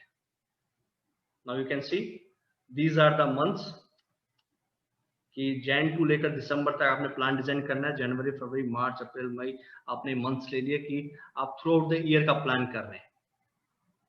Then this is the load and intensity कि आप हाई से लो जाएंगे या मॉडरेट जाएंगे. So here we started. This arrow goes like and from this one. So red one is for the volume and blue one is for your intensity. कि जब आप training करते हैं तो आप स्टार्ट करते हैं वॉल्यूम जो रहता है आपका ट्रेनिंग का हाई रहता है और ग्रेजुअली वो वॉल्यूम जो है कॉम्पिटिशन्स के बाद वो डिक्रीज करने लगता है और वहीं जो आपकी इंटेंसिटी होती है वो धीरे धीरे बढ़ती है और at the time of competition it reach the peak level और फिर जैसे जैसे वो कॉम्पिटिशन खत्म होता है again is reduce on the intensity part. So this is called as the linear periodization. इसको हम लीनियर बोलते हैं क्योंकि वो एक लीनियर वे में ही प्रोग्रेस करता है और लीनियर वे में भी रिड्यूस करता है. So this is called the linear periodization. The second one is non linear जिसको हम बोलते हैं undulating periodization. Again such kind of periodization is for making for the developing motor abilities. ये देखिए आपने पूरा प्लान लिया जैन से लेकर दिसंबर तक. Again low, moderate and high.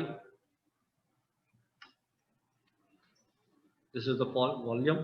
इस तरीके से आप जो अनड्यूलेटिंग फॉर्म है कभी आप हाई पे होते हैं कभी लो होते हैं फिर कभी हाई फिर कभी low. This is your volume of training and another one blue one is for your intensity. ये आपकी इंटेंसिटी के लिए. अब आप देखेंगे दोनों वॉल्यूम और इंटेंसिटी दूसरे के इनवर्सली प्रोपोर्शन है कि जब आपका वॉल्यूम हाई है red one is volume and blue one is your intensity. जब आपका वॉल्यूम हाई है तो इंटेंसिटी आपकी कम है. When you increase the intensity then volume is low. So keep changing for such kind of programme which we require for the strength training also. और जिसको हम बोलते हैं DUP मतलब क्या है daily undulating periodization. Daily undulating programme. हर दिन हर वक्त आप हर ट्रेनिंग सेशन में आप चेंजेस लाते रहते हैं. Then third one is block periodization. कि इसमें जो ट्रेनिंग होती है ब्लॉक वाइज होती है. आप भी देखेंगे कि हमने वीक 1, वीक 2, वीक 3, वीक 4 एक महीने का स्ट्रेंथ ट्रेनिंग का प्लान बनाया कि हमें एक महीना जिम में जाना है, ट्रेनिंग करना है. And we mention our workload from 0 to 100%. So this is week 1 and this one is week 2. Here's week 3 and this is week 4. अब इसमें जो ग्रीन सिंबल है it's for the hypertrophy and pink one is for strength and yellowish form is for power. तो आप देखेंगे कि हमने week 1 के अंदर जो हाइपरट्रॉफी है वो हम लेके गए 55% तक. 55% वर्कआउट हमारा हाइपरट्रॉफी का होगा. Then from 55 to near about 85 30% जो हमारा वर्कआउट होगा वो स्ट्रेंथ का होगा and power is remaining last 15 to 20%. ये हमारा पावर वर्कआउट रहेगा. तो आप वीक का प्रोग्राम बनाते हैं तो 6 दिन है. 6 दिन में से आप 3 या 4 दिन आप हाइपरट्रॉफी वर्कआउट करते हैं, 2 दिन आप स्ट्रेंथ पे वर्कआउट करते हैं और 1 दिन आप पावर पे वर्कआउट करते हैं. सो पावर वाली एक्सरसाइज आप इंक्लूड करने. सो this is called like a block training. आप ब्लॉक फॉर्म करते हो, ब्लॉक की तरह आप ट्रेनिंग आप स्टार्ट करते हैं. In second week we go with again hypertrophy को हम रिड्यूस कर दिया. We go with 25%. Then the pink line which is from 25 to around 80, that's the strength and again yellowish one is for your power. तो इस तरीके से आप हर एक वीक में अपने चेंजेस करते हैं, ट्रेनिंग इंप्रूव करते हैं और आपका जो पावर पार्ट है उसको आप देखेंगे जब आपने इनिशियल स्टार्ट किया is from 90 to 100, then 85 to 100, then 75 to 100, last one is from 60 to 100. तो अगर आप किसी पावर स्पोर्ट्स में सपोज आप शॉट पुट कर रहे हैं या आप पावर लिफ्टिंग करते हैं, such type of event, judo के आप प्लेयर हैं, तो ऐसे प्लेयरों को पावर को कैसे इंक्रीज करना है. So we go with systematic way कि आपको अपने ब्लॉक ट्रेनिंग के अंदर जाना है. ब्लॉक ट्रेनिंग जाने के बाद ग्रेजुअली आपको ये चीजें इंक्रीज करनी है. So this is the way of block periodization. Then the flexible periodization जिसमें आप फ्लेक्सिबल है, आप कोई भी चीज कभी भी चेंजेस आप कर सकते हैं. Simple the regeneration process, the low, the medium and then one is high. ये आप देखेंगे. So this is the way कि आप जब ट्रेनिंग कर रहे हो तो मंडे को आप मीडियम लेवल तक ट्रेनिंग किया आपने, ट्यूसडे को आप वेट ट्रेनिंग कर रहे हो, जिम कर रहे हो तो आप हाई लेवल पे जाके ट्रेनिंग कर रहे हो, एकदम टोटली पूरा ऑल आउट आप चले गए. देन अगेन वेडनेसडे आप मीडियम पे आ गए, देन थर्सडे अगेन आप हाई पे चले गए, देन फ्राइडे अगेन आप लो पे आ गए, सैटरडे आपने again through out all out किया और संडे को आप वापस रीजनरेशन आए. मतलब आप रिकवरी करो, लाइट एक्सरसाइज कर रहे हो ताकि आप रिकवर कर सको, रीजनरेशन कर सको, ताकि again from Monday onward you can start your training. So इस तरीके से भी आप फ्लेक्सिबल ट्रेनिंग का प्लान कर सकते हैं. Then ATR again is one of the form for fluidization which means accumulation, transmutation, and realization. So it's like a predation. This is model for multiple peaks. अगर आपको एक कैलेंडर ईयर में बहुत ज्यादा पीक लेके आने, 4 से 5 बार पीक लेके आने, then we go for the ATR system, जिसमें काफी छोटे फेजेस होते हैं. प्रिपरेटरी फेज कम होगा, स्पेसिफिक होगा, फिर प्रिपरेशन होगा, फिर कंपटीशन होगा, फिर प्रिपरेशन होगा, फिर कंपटीशन होगा. तो मल्टीपल टाइम्स आप इस चीज को प्लान करते हैं, जिसके अंदर जो प्रोफेशनल एथलीट होते हैं, स्पेशली वर्ल्ड लेवल पे जो compete करते हैं, उन लोगों के लिए ये सबसे बेस्ट प्लान रहता है, क्योंकि उनको एक ही साल में आपको नेशनल्स भी खेलना है, एशियन चैंपियनशिप भी खेलना है, उनको ओलंपिक्स भी रहता है, उनका छोटा मोटा और भी कोई वर्ल्ड चैंपियनशिप वो भी रहती है, ओपन चैंपियनशिप रहती है. So they have to plan for 3 to 4 times. Now we discuss on the classification of annual predation. अब हम आते हैं मेन पार्ट पर. अभी कई जगह आपके जो मल्टीपल प्रेडिक्शंस को सिंगल प्रेडिक्शन 1 पीक ईयर, अगर आपको साल में एक बार पीक लेके आनी है, सपोज जीटीयू का टूर्नामेंट है, जीटीयू सोच रहा है कि हमें in the month of November हमें अपने प्लेयर को बेस्ट परफॉर्मेंस दिलवानी है, तो उनका मेन टारगेट है कि भाई नेशनल चैंपियनशिप है या एएसआईटी की चैंपियनशिप है या फिर एआईयू की चैंपियनशिप है, उसमें आपको बेस्ट परफॉर्मेंस देनी है. तो then you will make 1 peak per year, that's called single prediction. Same time if looking for double peak, कि आपको ओपन नेशनल भी खिलवाना है बच्चे को, और जीटीयू का जो एआईयू टूर्नामेंट है या फिर एएसए टूर्नामेंट है उसमें भी खिलाना. तो आपने 2 मंथ प्लान किया कि सितंबर में पीक आए और नवंबर में पीक आए, then you make double prediction. And if you looking multiple, कि भाई खेल महाकुंभ में हमारे बच्चे पार्टिसिपेट करते हैं, नेशनल में भी करते हैं, और जीटीयू की जो टूर्नामेंट है उसमें भी पार्टिसिपेट करते हैं, तो 3 हमारे मेन टूर्नामेंट्स हैं, उसके लिए हमें प्रिपेयर करना है. That we go for multiple prediction. इस चीज को और अच्छा समझने के लिए हम देखेंगे for how many years an athlete need to become a world champion. एक एथलीट को वर्ल्ड चैंपियन बनने के लिए कितना टाइम लगता है? सो मिनिमम 12 years, 12 साल लगते हैं एक एथलीट को वर्ल्ड चैंपियन बनने के लिए, अगर वो परफेक्ट प्लान फॉलो करे तब. सो वी जस्ट डिस्कसिंग, ये आप देखिए,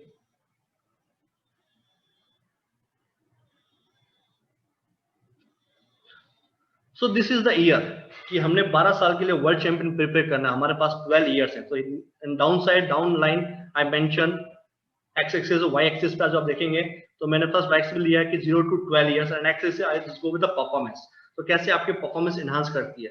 सो फर्स्ट 4 इयर्स जो कि येलो ब्लॉक के ट्रायंगल के अंदर आप देखेंगे, it is for the basic training और multilateral development training. In first 4 साल के अंदर हम बच्चों का बेसिक ट्रेनिंग और मल्टीलैटरल डेवलप ट्रेनिंग पे ध्यान देना है.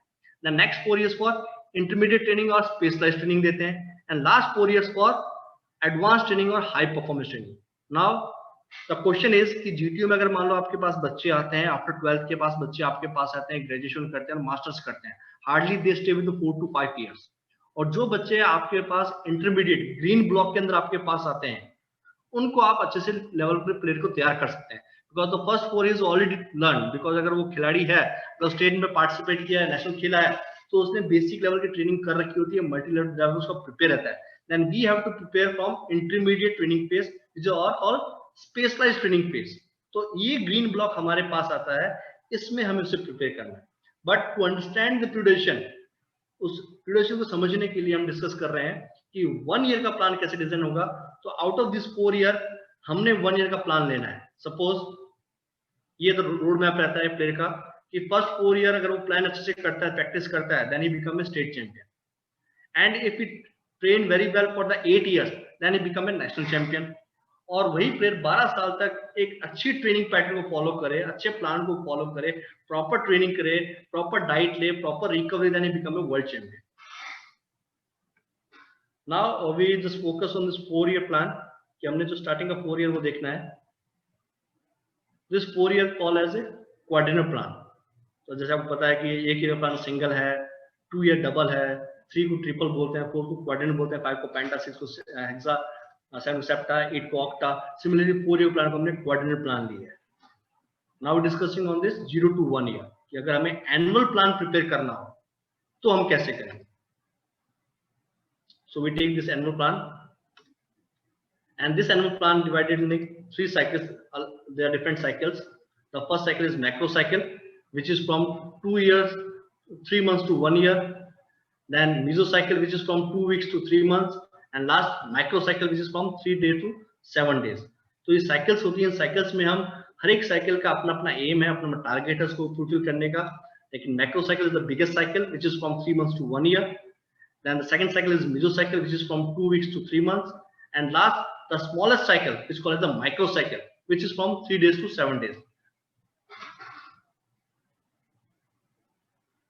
Now, what is macrocycle? क्या है और उसकी ड्यूरेशन कैसी होती है, कितनी होती है, तो आप देखेंगे।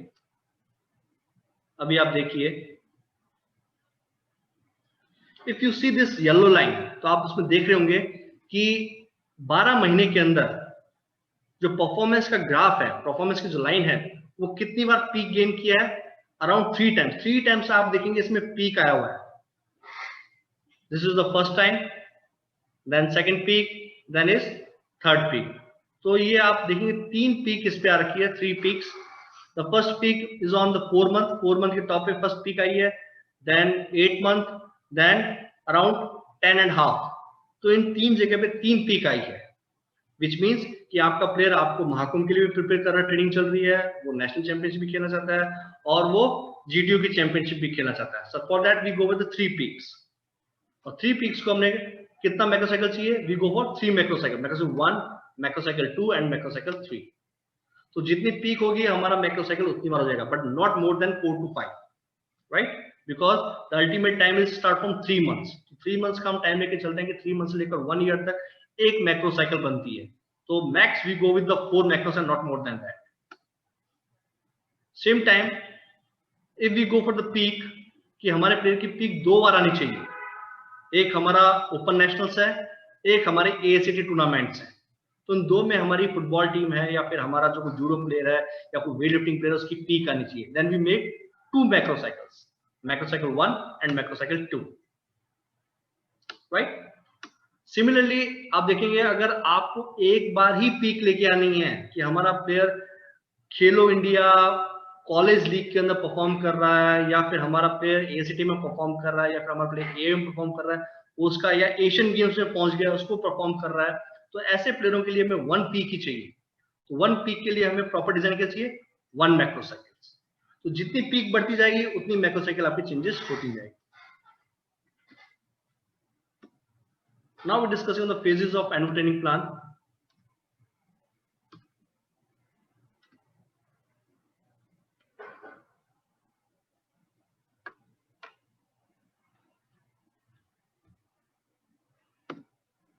So these are the phases। आप देखेंगे कि सबसे पहले हमने मैक्रोसाइकिल ली।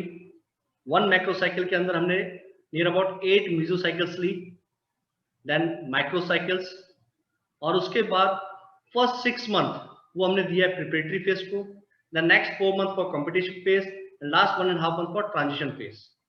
सिमिलरली अगर हम इसको भी ब्रेक करते हैं सब फेजेस में, तो प्रिपरेटरी फेज के अंदर पहला आता है general preparatory phase, then specific preparatory phase, then pre competition phase, then competition phase, then transition phase.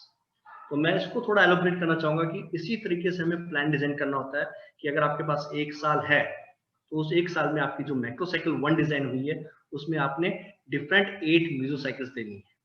तो उसको आपने और ब्रेक कर देना है। उस ब्रेक के अंदर आपने क्या है कि बेसिक फंडामेंटल्स हो गई, इसका टारगेट हमारा रहेगा कि बेसिक जनरल एंड्योरेंस है, स्ट्रेंथ डेवलप करनी है। देन थर्ड वन वाले में हमें थोड़ा बहुत उसकी जो main part training, specialized training part है, वो हल्का फुल्का स्टार्ट कर देना है, बिकॉज स्पेसिफिक प्रिपरेटरी स्पेस में स्टार्ट हो जाता है।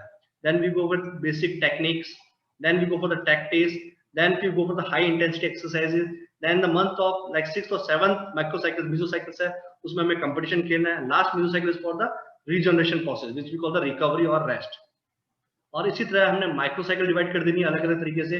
माइक्रोसाइकिल फ्रॉम 3 days to 7 days। तो फर्स्ट वीक जो हमारा रहेगा कि नॉर्मल हम बच्चे को बेसिक जनरल एक्सरसाइज करा रहे हैं। सेकंड वीक हमारा जो रहेगा कि नॉर्मल स्ट्रेंथनिंग कराएंगे। थर्ड जो माइक्रोसाइकिल्स है उसके अंदर हम उसको स्किल्स इंट्रोड्यूस करेंगे। फोर्थ माइक्रोसाइकिल जो हमारा आया उसके अंदर हम उसको गेम रिलेटेड जो भी हमारे स्किल्स है वो करवाएंगे। फिफ्थ माइक्रोसाइकिल्स है, then we start with the basic technique जो एज पर द स्पेस है। वॉलीबॉलर जो ब्लॉकिंग पे खेलता है उसके लिए अलग ट्रेनिंग है, जो सेटर है उसके लिए अलग ट्रेनिंग है, जो स्पाइकर है उसके लिए अलग ट्रेनिंग है। Then we started from that kind also. तो हर एक माइक्रोसाइकिल का हमें कुछ ना कुछ एम, कुछ ना कुछ ऑब्जेक्टिव लेके चलना है और उसको फुलफिल करना है।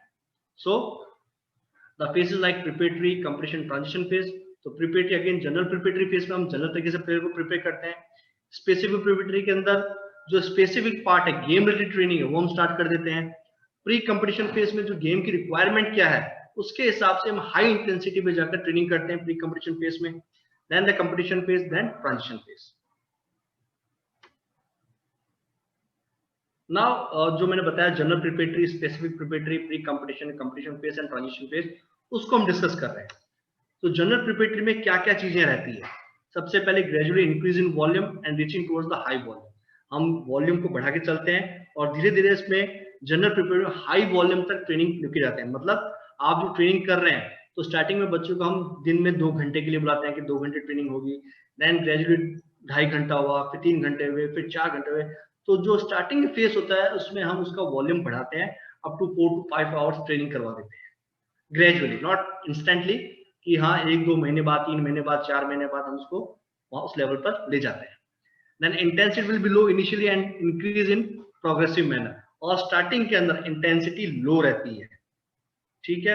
आप इतने फास्ट मूवमेंट नहीं करते, इतने फास्ट एक्सरसाइज नहीं करते, स्लोली स्लोली आप उसको इंटेंसिटी को ग्रेजुअली इंक्रीज करते हैं।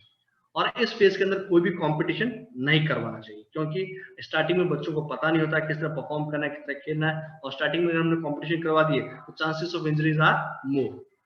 Less technical training, no technical training. जितना भी होगा हमें टेक्निकल पार्ट्स जो है वो थोड़ा कम रखना है, और किसी तरह की टैक्टिक्स नहीं होगी, ग्रुप टैक्टिक्स नहीं होगी, टीम टैक्टिक्स इस फॉर्मेट में यूज नहीं करते। और ट्रेनिंग सेशन जो होंगे वो लेस रहेंगे और रीचिंग टुवर्ड मोर ट्रेनिंग सेशन। हम स्टार्ट कम सेशन से करते हैं और धीरे धीरे इन सेशंस को हम बढ़ाते हैं। और इस फेज में हम किसी टाइप की साइकोलॉजिकल ट्रेनिंग को परफॉर्म नहीं करते। More general exercise to develop basic endurance and strength. जितनी भी एक्सरसाइज होगी जनरल फॉर्म में होगी, जिसमें हम बेसिक स्ट्रेंथ और एंड्योरेंस को डेवलप करते हैं। The next one is specific preparatory. इसमें क्या चेंजेस होता है? Is similar to general phase, but इसमें चीजें स्पेशलाइज होती हैं और धीरे धीरे जो आपका वॉल्यूम होता है वो क्या होता है, घटने लगता है, और इंटेंसिटी क्या होती है आपकी ट्रेनिंग की बढ़ने लगती है।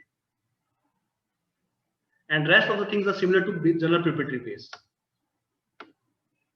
Then pre-competitive phase, जब हम कंपटीशन से पहले की फेज की बात कर रहे हैं, जिसपे हम प्रैक्टिसिंग को और अच्छे इंप्रूवमेंट्स करते हैं। आप जैसे कॉलेजेस जो होते हैं वो आपके जो नियर कॉलेजेस है उनको कॉल करके बुलाते हैं, उनके साथ मैचेस खेलते हैं, एक प्रैक्टिस मैचेस जो आप करते हैं, that come under pre competitive phase also, क्योंकि उसमें आप पे टाइम लिमिटेड है, आप फुल हाई इंटेंसिटी से गेम लाइक सिचुएशन है, स्क्रीमेज प्ले, टीम प्ले, वो आप सब करते हैं।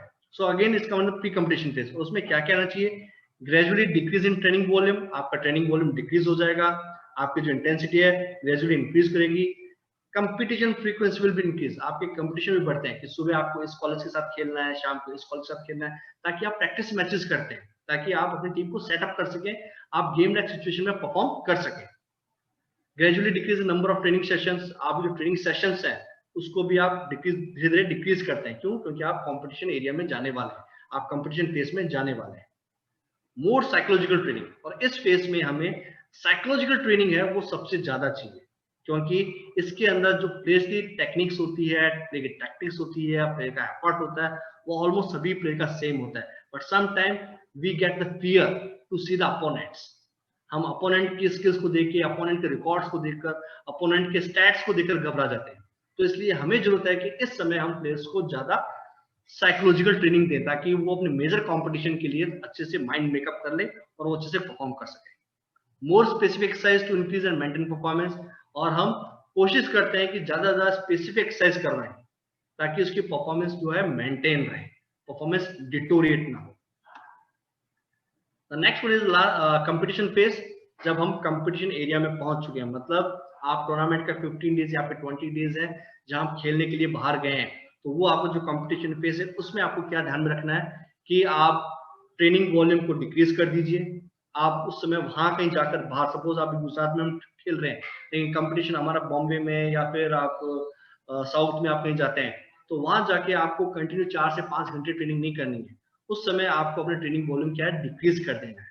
Hardly use practicing. अगर आप कंपटीशन 8-7-8 दिन बाद है तो आप 1-2 घंटे का सेशन करेंगे, 45 मिनट्स का सुबह कर लिया, 45 मिनट्स का शाम को कर लिया, but intensity will B high.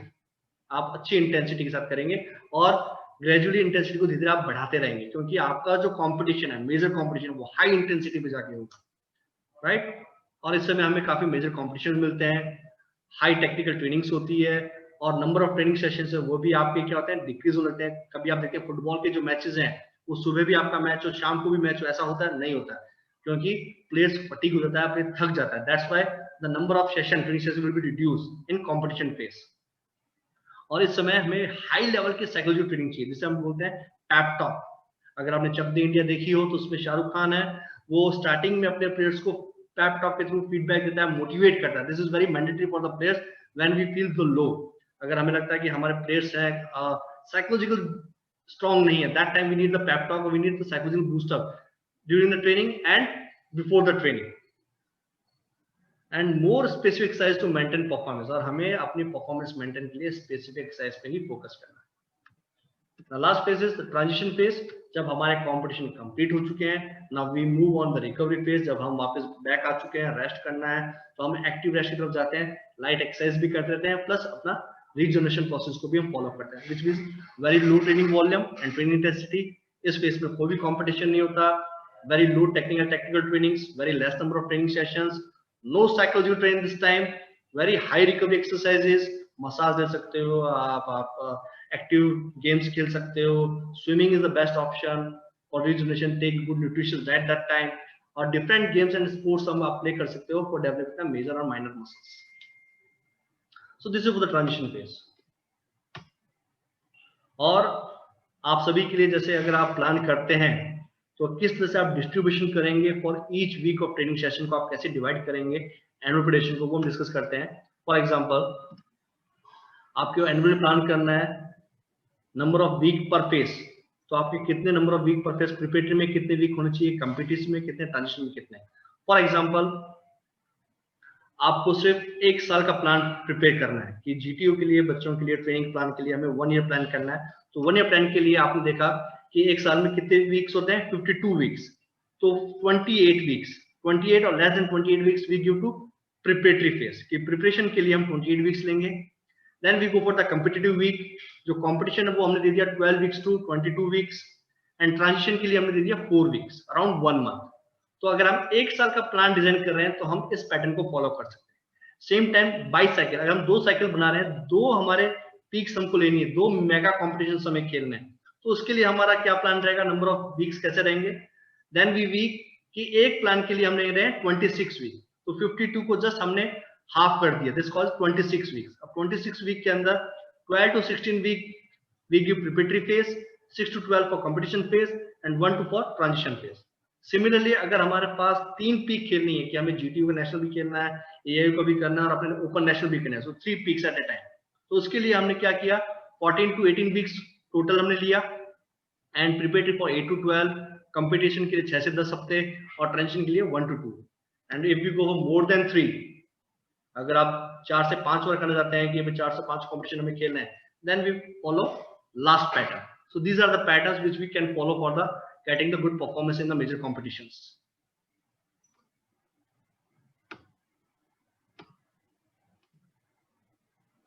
अभी आप देखेंगे कि थोड़ा सा जैसे मोटर कंपोनेंट्स होते हैं, स्ट्रेंथ, स्पीड, एंड्योरेंस, फ्लेक्सिबिलिटी, इनको डेवलप करना हो तो हमें किस तरीके से जाना चाहिए। तो जैसे मेंशन किया गया है एक्स एक्सिस और वाई एक्सिस के ऊपर, आप देखेंगे कि हमने 12 मंथ्स को लिया है, and this is the phase, कि जैसे लास्ट में जो लाइन दे रखी है लो टू हाई, कि जो पिंक कलर, रेड कलर है, स्टार्टिंग में व्हाइटिश है, फिर लाइट पिंक होगा, फिर फ्रॉम डार्क पिंक होगा, फिर और ज्यादा पिंक होगा, और लास्ट में जाते हैं हाई लेवल पे ये पूरा रेड हो चुका है, which means it's in the progressive way. और ये सब फेसेस में जीपीपी का मतलब है general preparatory phase, then SPP for the specific preparatory phase, then the pre competition phase, then competition phase, then transition phase. तो आप एंड्योरेंस की बात करते हैं तो सबसे पहले जो एंड्योरेंस रहता है वो आप देखें डार्क पिंक शेप के अंदर है, और जनरल प्रिपरेटरी में जाते जाते एकदम पिंक रेडिश हो गया, मतलब आपको स्टार्टिंग के फेज में आपको एंड्योरेंस पे ज्यादा वर्कआउट करना है, और जैसे जैसे आप प्री कंपटीशन और कंपटीशन फेज की तरफ जाते हैं ये व्हाइट फॉर्म में आता जाता है। मतलब क्या है कि आपको एंड्योरेंस को रिड्यूस कर देना है, एंड्योरेंस ट्रेनिंग को रिड्यूस कर देना है। Then speed, in initial phase we never train to athlete for the speed workout, लेकिन जैसे जैसे वो कंपटीशन की तरफ जाता है स्पीड वर्कआउट का जो इंटेंसिटी है उसको हम हाई करते जाते हैं। स्ट्रेंथ वर्कआउट है वो आपका प्री कॉम्पिटिटिव फेज तक आप स्ट्रेंथ ट्रेनिंग वर्कआउट करें, which is good for the player, but at the time of competition उसमें आते आते आपको एकदम लाइट स्ट्रेंथ ट्रेनिंग करनी चाहिए, like you can use Theraband और simply free hand exercises. But never suggested कि आप हाई लेवल पे जाके ट्रेनिंग स्ट्रेंथ ट्रेनिंग करें. This is not good for the athlete, क्योंकि इसमें मसल्स रिजिड हो जाती है, मूवमेंट्स रिस्ट्रिक्ट हो जाते हैं और प्लेयर अच्छे से परफॉर्म नहीं कर पाता. देन टेक्निकल ट्रेनिंग होती है, वो धीरे धीरे हमें इंक्रीज करनी है, और जैसे जैसे कंपटीशन फेज तक जाते हैं हम टेक्निकल ट्रेनिंग को हाई लेवल पे लेके जाते हैं, और कंपटीशन लेवल पे जाके हम टेक्निकल लेवल को मेंटेन करते हैं. देन ट्रांजिशन फेज में we stop technical training. And technical training, we take technical training from general preparatory phase to pre competitive phase, और कंपटीशन फेज पे आके हमारा टेक्निकल पार्ट एकदम कम सा हो जाता है. देन साइकोलॉजिकल ट्रेनिंग, जो कि हमारे स्टार्ट होती है स्पेसिफिक प्रिपरेटरी फेज से, और धीरे धीरे इसका रेशियो बढ़ता रहता है, और कंपटीशन फेज तक ये हाई लेवल पे साइकोलॉजी ट्रेनिंग की हमें रिक्वायरमेंट प्लेयर्स को होती है. And this is the competition.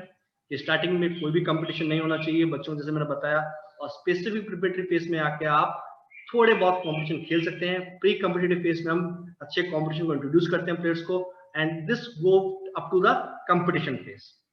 और इसी तरह हम इंटेंसिटी वॉल्यूम विच भी डिस्कस, कि जो आपकी इंटेंसिटी और आपका जो वॉल्यूम है, इंटेंसिटी भी स्लोली इंक्रीज करती है, और आपका जो वॉल्यूम है ये स्लोली आपका डिक्रीज करता है. स्टार्टिंग में हाई रहेगा और धीरे धीरे धीरे जाके ये डिक्रीज होगा.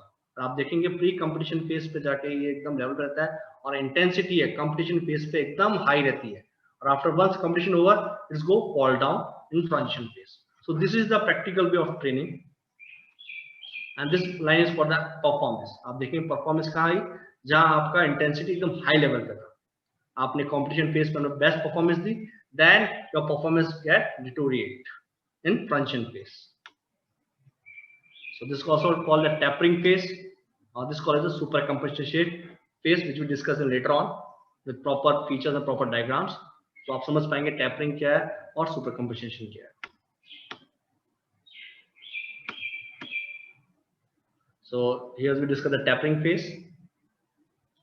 Simply tapering का मतलब, आप एक जनरल लेमैन लैंग्वेज में ये कहूंगा कि आप अपने जो ट्रेनिंग इंटेंसिटी और वॉल्यूम को रिड्यूस कर देते हैं जस्ट बिफोर द कंपटीशन, ताकि आप अपने जो रीजनरेशन प्रोसेस को ऑप्टिमम कर सकें, प्लेयर्स को रेस्ट भी दे सकें, और उसे कंपटीशन फेज के लिए प्रिपेयर भी कर सकें. So suppose your peeking is, आप देखेंगे ब्लू लाइन में जो आपको पीक दिखा रहा है परफॉर्मेंस का, एक पीक है, जस्ट गेटिंग द पीक, मतलब आपके मेन कंपटीशन से पहले आप अपने प्लेयर को क्या करते हैं, जो ट्रेनिंग पैटर्न है उसमें वॉल्यूम और इंटेंसिटी को क्या करते हैं, रिड्यूस कर देते हैं.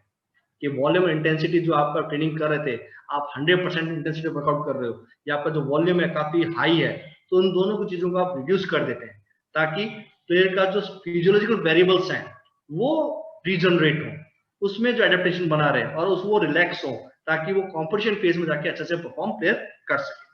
So this is called the tapering phase, which is from like 7 days to 10 days or 15 days, depend upon the game to game. Then again the super compensation phase, इसको मैं थोड़ा और डिस्क्राइब अच्छे से करूंगा, which is very important. super compensation आप देखेंगे इस पिक्चर के अंदर, you can see here there are the 4 important phases. सबसे पहला फेज मैं आपको बता दूं कि जैसे आपने परफॉर्मेंस स्टार्ट ट्रेनिंग स्टार्ट किया, इनिशियल स्टार्ट आपने लिया, तो फर्स्ट फेज होता है अलार्म फेज, which means कि आप अपनी बॉडी को स्टिमुलस देते हैं कि परफॉर्मेंस आप करें, और धीरे धीरे परफॉर्मेंस जनरली क्या होती है, आपकी डिक्रीज होती है ड्यू टू फटीग, आपको थकान आती है, थकान की वजह से आपकी जो परफॉर्मेंस है वो धीरे धीरे डिटोरिएट होती है. This is alarm phase. The second phase is the resistance phase, which means adaptation occur. आप जैसे रीजनरेशन करते हैं, रिकवरी करते हैं, तो आपकी बॉडी में एडेप्टेशन बन लगता है फिजियोलॉजिकल वेरिएबल्स का, जिसकी वजह से वापस आप स्लोली क्या होता है, अपनी बेस लाइन पे जाने लगते हैं, और some time it go beyond the base line. आप अच्छी रीजनरेशन करते हैं, अच्छा रिकवरी लेते हैं, अच्छी डाइट लेते हैं, तो आपका रीजनरेशन अच्छा होता है, and you move and make another base line. और ये जो अनदर बेस लाइन है, it's called the super compensation, कि आप फटीग में आए, इसको आपने कंपनसेट किया, और अगर ये कंपनसेट आप अच्छे लेवल से करते हैं, अच्छा रीजनरेशन प्रोसेस करते हैं, आपका जो फिजियोलॉजिकल वेरिएबल्स हैं, आपके जो हार्ट है, आपके जो लंग्स है, आपके जो मसल्स हैं, वो प्रॉपर रीजनरेट होती हैं, तो आप वापस क्या होता है, थर्ड लेवल पे एक नई फॉर्म डिजाइन करते हैं, which called the super compensation phase. और इसके बाद आपका जो परफॉर्मेंस फैक्टर है, again you go for the fatigue line, over training, और उसके बाद वापस ये जनरेशन प्रोसेस इंप्रूव होता है, again you make the super compensation. तो धीरे धीरे जो आपका जो बेस लाइन है, जो आपका ट्रेनिंग का बेस लाइन है, वो धीरे धीरे इंप्रूव होता है, जिसको हम बोलते हैं होम्योस्टेसिस. जो आपका होम्योस्टेसिस है, हर बार लेवल पे आप ट्रेनिंग करने के बाद वो चेंजेस आता रहता है, और आपका जो फिजिकल एडेप्टेशन है वो इंक्रीज होता रहता है. Same time the over training phase, अगर आप प्लेयर पे ध्यान नहीं देंगे, प्रॉपर रिकवरी पे ध्यान नहीं देंगे, प्रॉपर रीजनरेशन में then you survive with the fourth phase. ये फोर्थ लाइन आप देख रहे हो, fourth point which call as the over training phase, कि अगर आपके स्ट्रेसेस ज्यादा हो गए, स्टिमुलस ज्यादा हो गया, आप ट्रेनिंग हार्ड कर रहे हैं, बच्चे को रिकवरी नहीं मिल रही है, रीजनरेशन नहीं हो रहा, तो ओवर ट्रेनिंग में जाएगा। ओवर ट्रेनिंग की वजह से ही कैन गेट इंजरीज और वो डिटोरेट हो जाएगा ट्रेनिंग के अंदर and is not able to overcome from such kind of problems, right. So this is called super compensation. और इजी वे में एग्जांपल देने के लिए मैंने आपके सामने ये एक स्ट्रेंथ ट्रेनिंग का आपको एक एनुअल ट्रेनिंग प्लान डिजाइन किया है। स्पेशली आपके पास जैसे आपने बताया जिम ओपन हुआ है और काफी बच्चे जो स्ट्रेंथ ट्रेनिंग में ज्यादा इंटरेस्ट लेते हैं, and one of my colleague mister Ankur Singh Saini, he will deliver on the strength training plan, तो वो आपको और इसमें ज्यादा डिस्क्राइब करेंगे। So but still I just mention this is first the annual training plan, जिसको हम बोलते हैं macro cycles. Macro cycle further divided in 3 part, preparatory, competition, transition period. Preparatory period को हमने वापस लिया है PP1 like preparatory period, then first transition period, then competition period में हम कंपटीशन फेज में आए, और ट्रांजिशन पीरियड को हमने सेकंड ट्रांजिशन पीरियड कहा। देन इसमें हम देखेंगे कि जो सेशंस होते हैं वो क्या है। सेशंस जो आपका प्रिपरेटरी पीरियड होता है इसको हम बोलते हैं ऑफ सीजन्स, राइट। और उसके बाद जो हमारा फर्स्ट ट्रांजिशन पीरियड आता है उसको हम बोलते हैं प्री सीजन, और जो कंपटीशन टाइम होता है उसको बोलते हैं हम इन सीजन, और जो ट्रांजिशन पीरियड होता है उसको हम post season. So it's very important that we should understand कि हमारे जो सीजन्स हैं उसको हम कैसे कैसे डिफाइन करेंगे कि प्री सीजन कौन सा है, इन सीजन कौन सा है, और पोस्ट सीजन कौन सा है। So which is very important.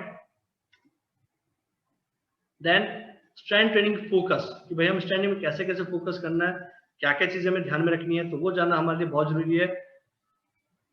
आप देखेंगे simply I mention the HP, BS, HP, AR, SP, BS, SP, maintenance, AR, so which means कि ये सभी फॉर्म है, पैटर्न है कि स्ट्रेंथ ट्रेनिंग डेवलप करना है। HP डिनोट्स टू हाइपरट्रॉफी, तो हम फर्स्ट प्रिपरेटरी फेज के अंदर ऑफ सीजन में हम जाते हैं हाइपरट्रॉफी गेन करने के लिए स्ट्रेंथ ट्रेनिंग के अंदर। Then we go for the basic strength, then again we go for the hypertrophy, then we go for the active rest, then again we go for the strength power, then we go for the basic strength, then we go for the strength power, और फिर strength power को maintain करते हैं competition phase के अंदर। then last we go for the active rest। तो इसी तरीके से हम स्ट्रेंथ ट्रेनिंग का प्लान डिजाइन करते हैं, और इसी तरीके से स्ट्रेंथ का भी है, एंड्योरेंस का भी है, स्पीड का भी है। But again I said one of my colleague Ankur Singh Saini, he will deliver on the complete strength training plan next upcoming sessions, तो आप उसको जरूर अटेंड कीजिएगा। Now the days of morning and evening sessions, like in morning sessions आपने देखा Monday, Tuesday, Wednesday, Thursday, Friday जो हमारे weeks होते हैं उनको हम किस तरह से डिजाइन कर सकते हैं। Like morning session, evening session के अंदर तो morning Monday we go the balanced technical training हम परफॉर्म कर सकते हैं, evening we go the speed, then Tuesday morning we go the explosive strength training, evening we go with active recovery, Wednesday morning we go the endurance training, then technical training, Thursday we go with the strength endurance training, then we go for the rest. Friday we go with the speed training, evening we go with agility workout. Saturday we go with the coordination, match day हम कर सकते हैं, coordination और match day हम morning में match खेल सकते हैं, and evening again we go with endurance training. Saturday is completely rest. So this is the one way of the type how to prepare the plan. और इसी तरीके से आप पूरा annual plan भी आप डिजाइन कर सकते हैं। Thank you very much from my side. In the last, I just say simply I just tell you about कि सभी के इतना pressures है, COVID-19 situations है, and we are facing lots of problem. And thing is very well कि भी हमें किस तरह से overcome होना है, और भी कई भी चीजें होती है। So through this my PPT, I just give one message to each and everyone. So do you have any problem in life? The two ways, either yes or no. सबके जीवन में कुछ problem है या फिर नहीं है। If you have problem, अगर आप कहते हैं yes आपके problem है, then again can you do something? क्या आप उस प्रॉब्लम के लिए कुछ कर सकते हैं? Again two ways, either yes और नो, राइट। सो अगर यस है या नो है, अल्टीमेटली देन व्हाई वरी। अगर आप कुछ कर सकते हैं तो चिंता करने की जरूरत नहीं, अगर आप कुछ नहीं कर सकते तब भी कोई चिंता करने की जरूरत नहीं है। And keep continuing getting the message between a presentation that people looking for the presentation itself, इनको presentation चाहिए। So from my side, I just want to convey कि Our coordinator is Dr. Yajul Singh Jetwa sir, and at the end of the sessions, definitely he will distribute all the material which you require for your knowledge and for your learning. From my side, thank you very much.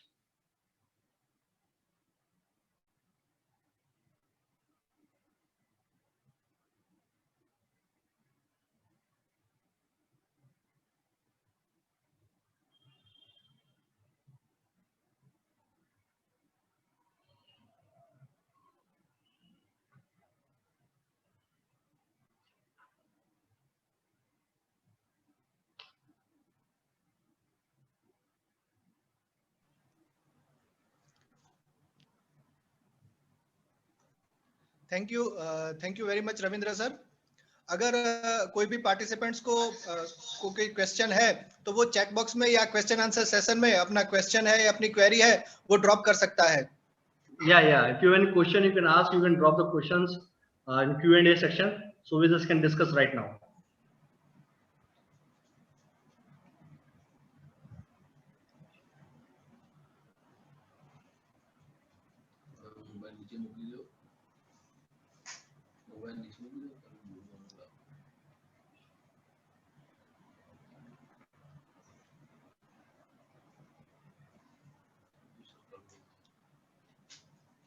Thank you sir. अभी कोई participants की तरफ से chat box में ना तो question answer session में कोई क्वेरीज आ रही है। I think we should conclude this session. Right, sir. Thank you very much, Ravindra sir, from all the organizing committee and from the participants. I would like to thank you. Sir, एक minute, कोई question answer session में आया है? Okay, sir. Question answer session में for a child of 6 years, what type of training is suitable? Okay, Musharraf Sayyed. Mr. Sayyed करके है, उनका question है कि for a child of 6 years, what type of training is suitable? In such kind of training, we go with some multilateral development training. So multilateral development है उस phase में हम जाते हैं क्योंकि इस समय this is very early phase. We can't decide कि player को कितना जाना है. But if you see in the European countries, they go with the muscle biopsy और उसके थ्रू वो कुछ पैरामीटर से पता करते हैं कि बच्चे के पे कौन से फाइबर्स हैं, फास्ट ट्विच फाइबर हैं या स्लो ट्विच फाइबर हैं या किस एक्टिविटीज में अच्छा परफॉर्म कर सकता है। बट अनसर्टेनिटी हमारे कंट्री में इतनी अच्छी लेवल की फैसिलिटीज नहीं है अभी। So but as per the sports training point of view और scientific point of view, I suggest कि इस समय हमें मल्टीलेटरल डेवलपमेंट फेस करना चाहिए। बच्चे को स्पीड है, स्ट्रेंथ है, एंड्योरेंस है, फ्लेक्सिबिलिटी है, उन सभी कंपोनेंट पे हमें फोकस करना चाहिए ताकि वो हर एक तरीके से अपने आप को ट्रेन कर सके, अपने जो मोटर कंपोनेंट्स है उसको वो डेवलप कर सके। सो सूनर और later on if you take the keen interest in football, volleyball, gymnastic, जिस गेम की तरफ वो अपना ज्यादा इंटरेस्ट शो करता है या फिर उसकी जो बॉडी है वो उसकी तरफ उसको लेके जाती है कि हाँ उसमें अच्छा रेस्पॉन्स कर रहा है, अच्छा स्टिमुलस मिल रहा है, तो हम उसमें उसको डाइवर्ट कर सकते हैं। So again there is systematic process, इसका कंप्लीट प्रोसेस है कि सबसे पहले आप मल्टीलेटरल डेवलपमेंट कीजिए प्लेयर का, बच्चे का, उसे हर एक चीज में ट्रेन कीजिए, चाहे वो हेल्थ रिलेटेड कंपोनेंट हो चाहे वो स्किल रिलेटेड कंपोनेंट हो, दोनों कंपोनेंट को हमें प्रिपेयर करना होता है। और धीरे धीरे उसे फिर जिस गेम में इंटरेस्ट है, either in racket team, combative sports और रनिंग गेम्स और जिस तरह के जैसे बॉल गेम्स हैं उन गेम की तरफ उसको लेके जाते हैं। सपोज उसको हमने रैकेट गेम है, बैडमिंटन भी खेल रहा है, टेबल टेनिस भी खेल रहा है और उसमें उसका इंटरेस्ट किसकी तरफ ज्यादा है specifically, like interest in badminton, tennis.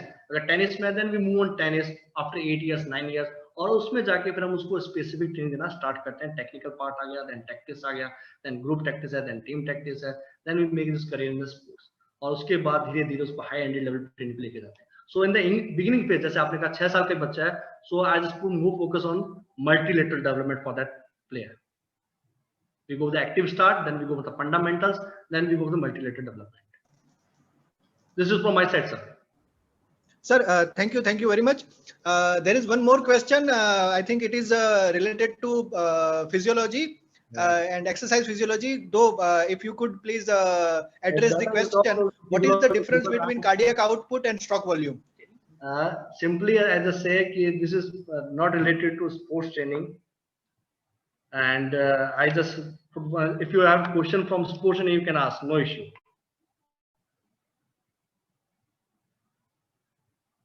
Simply cardiology, we say that how much blood you supply in the 1 minute of stroke, how much blood supply in 1 minute, and उसका blood volume बोल रहे हैं क्या 1 beat में आप कितना volume आप blood of supply करते हैं वर्किंग मसल्स में, that's stroke volume. So simply the difference between cardiac output and stroke volume. But again, it's not related to sports training. And if you're really questions from sports or from my presentation, you can ask.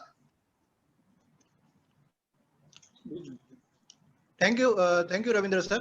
One more question, sir, from Irfan Sumara. How many hours should rest after playing badminton game, and what kind of relaxation exercises? ये question अच्छा question उन्होंने पूछा है. So I just want to say that कि आपने badminton training करें, first of all you have to just identify कि ये प्लेयर बिगिनर है या इंटरमीडिएट है, एडवांस है.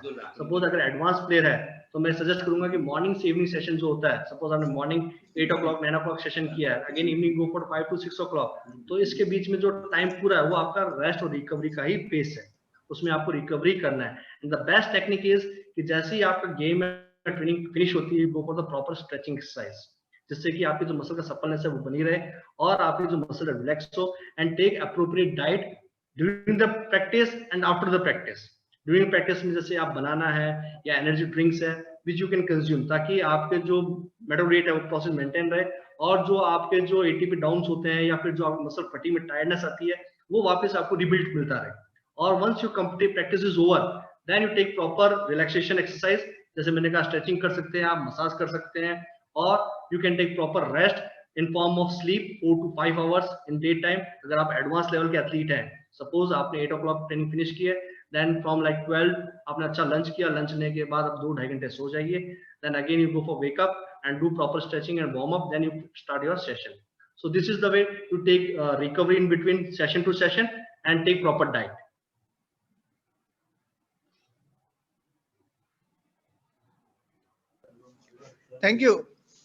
Thank you, Ravindra sir.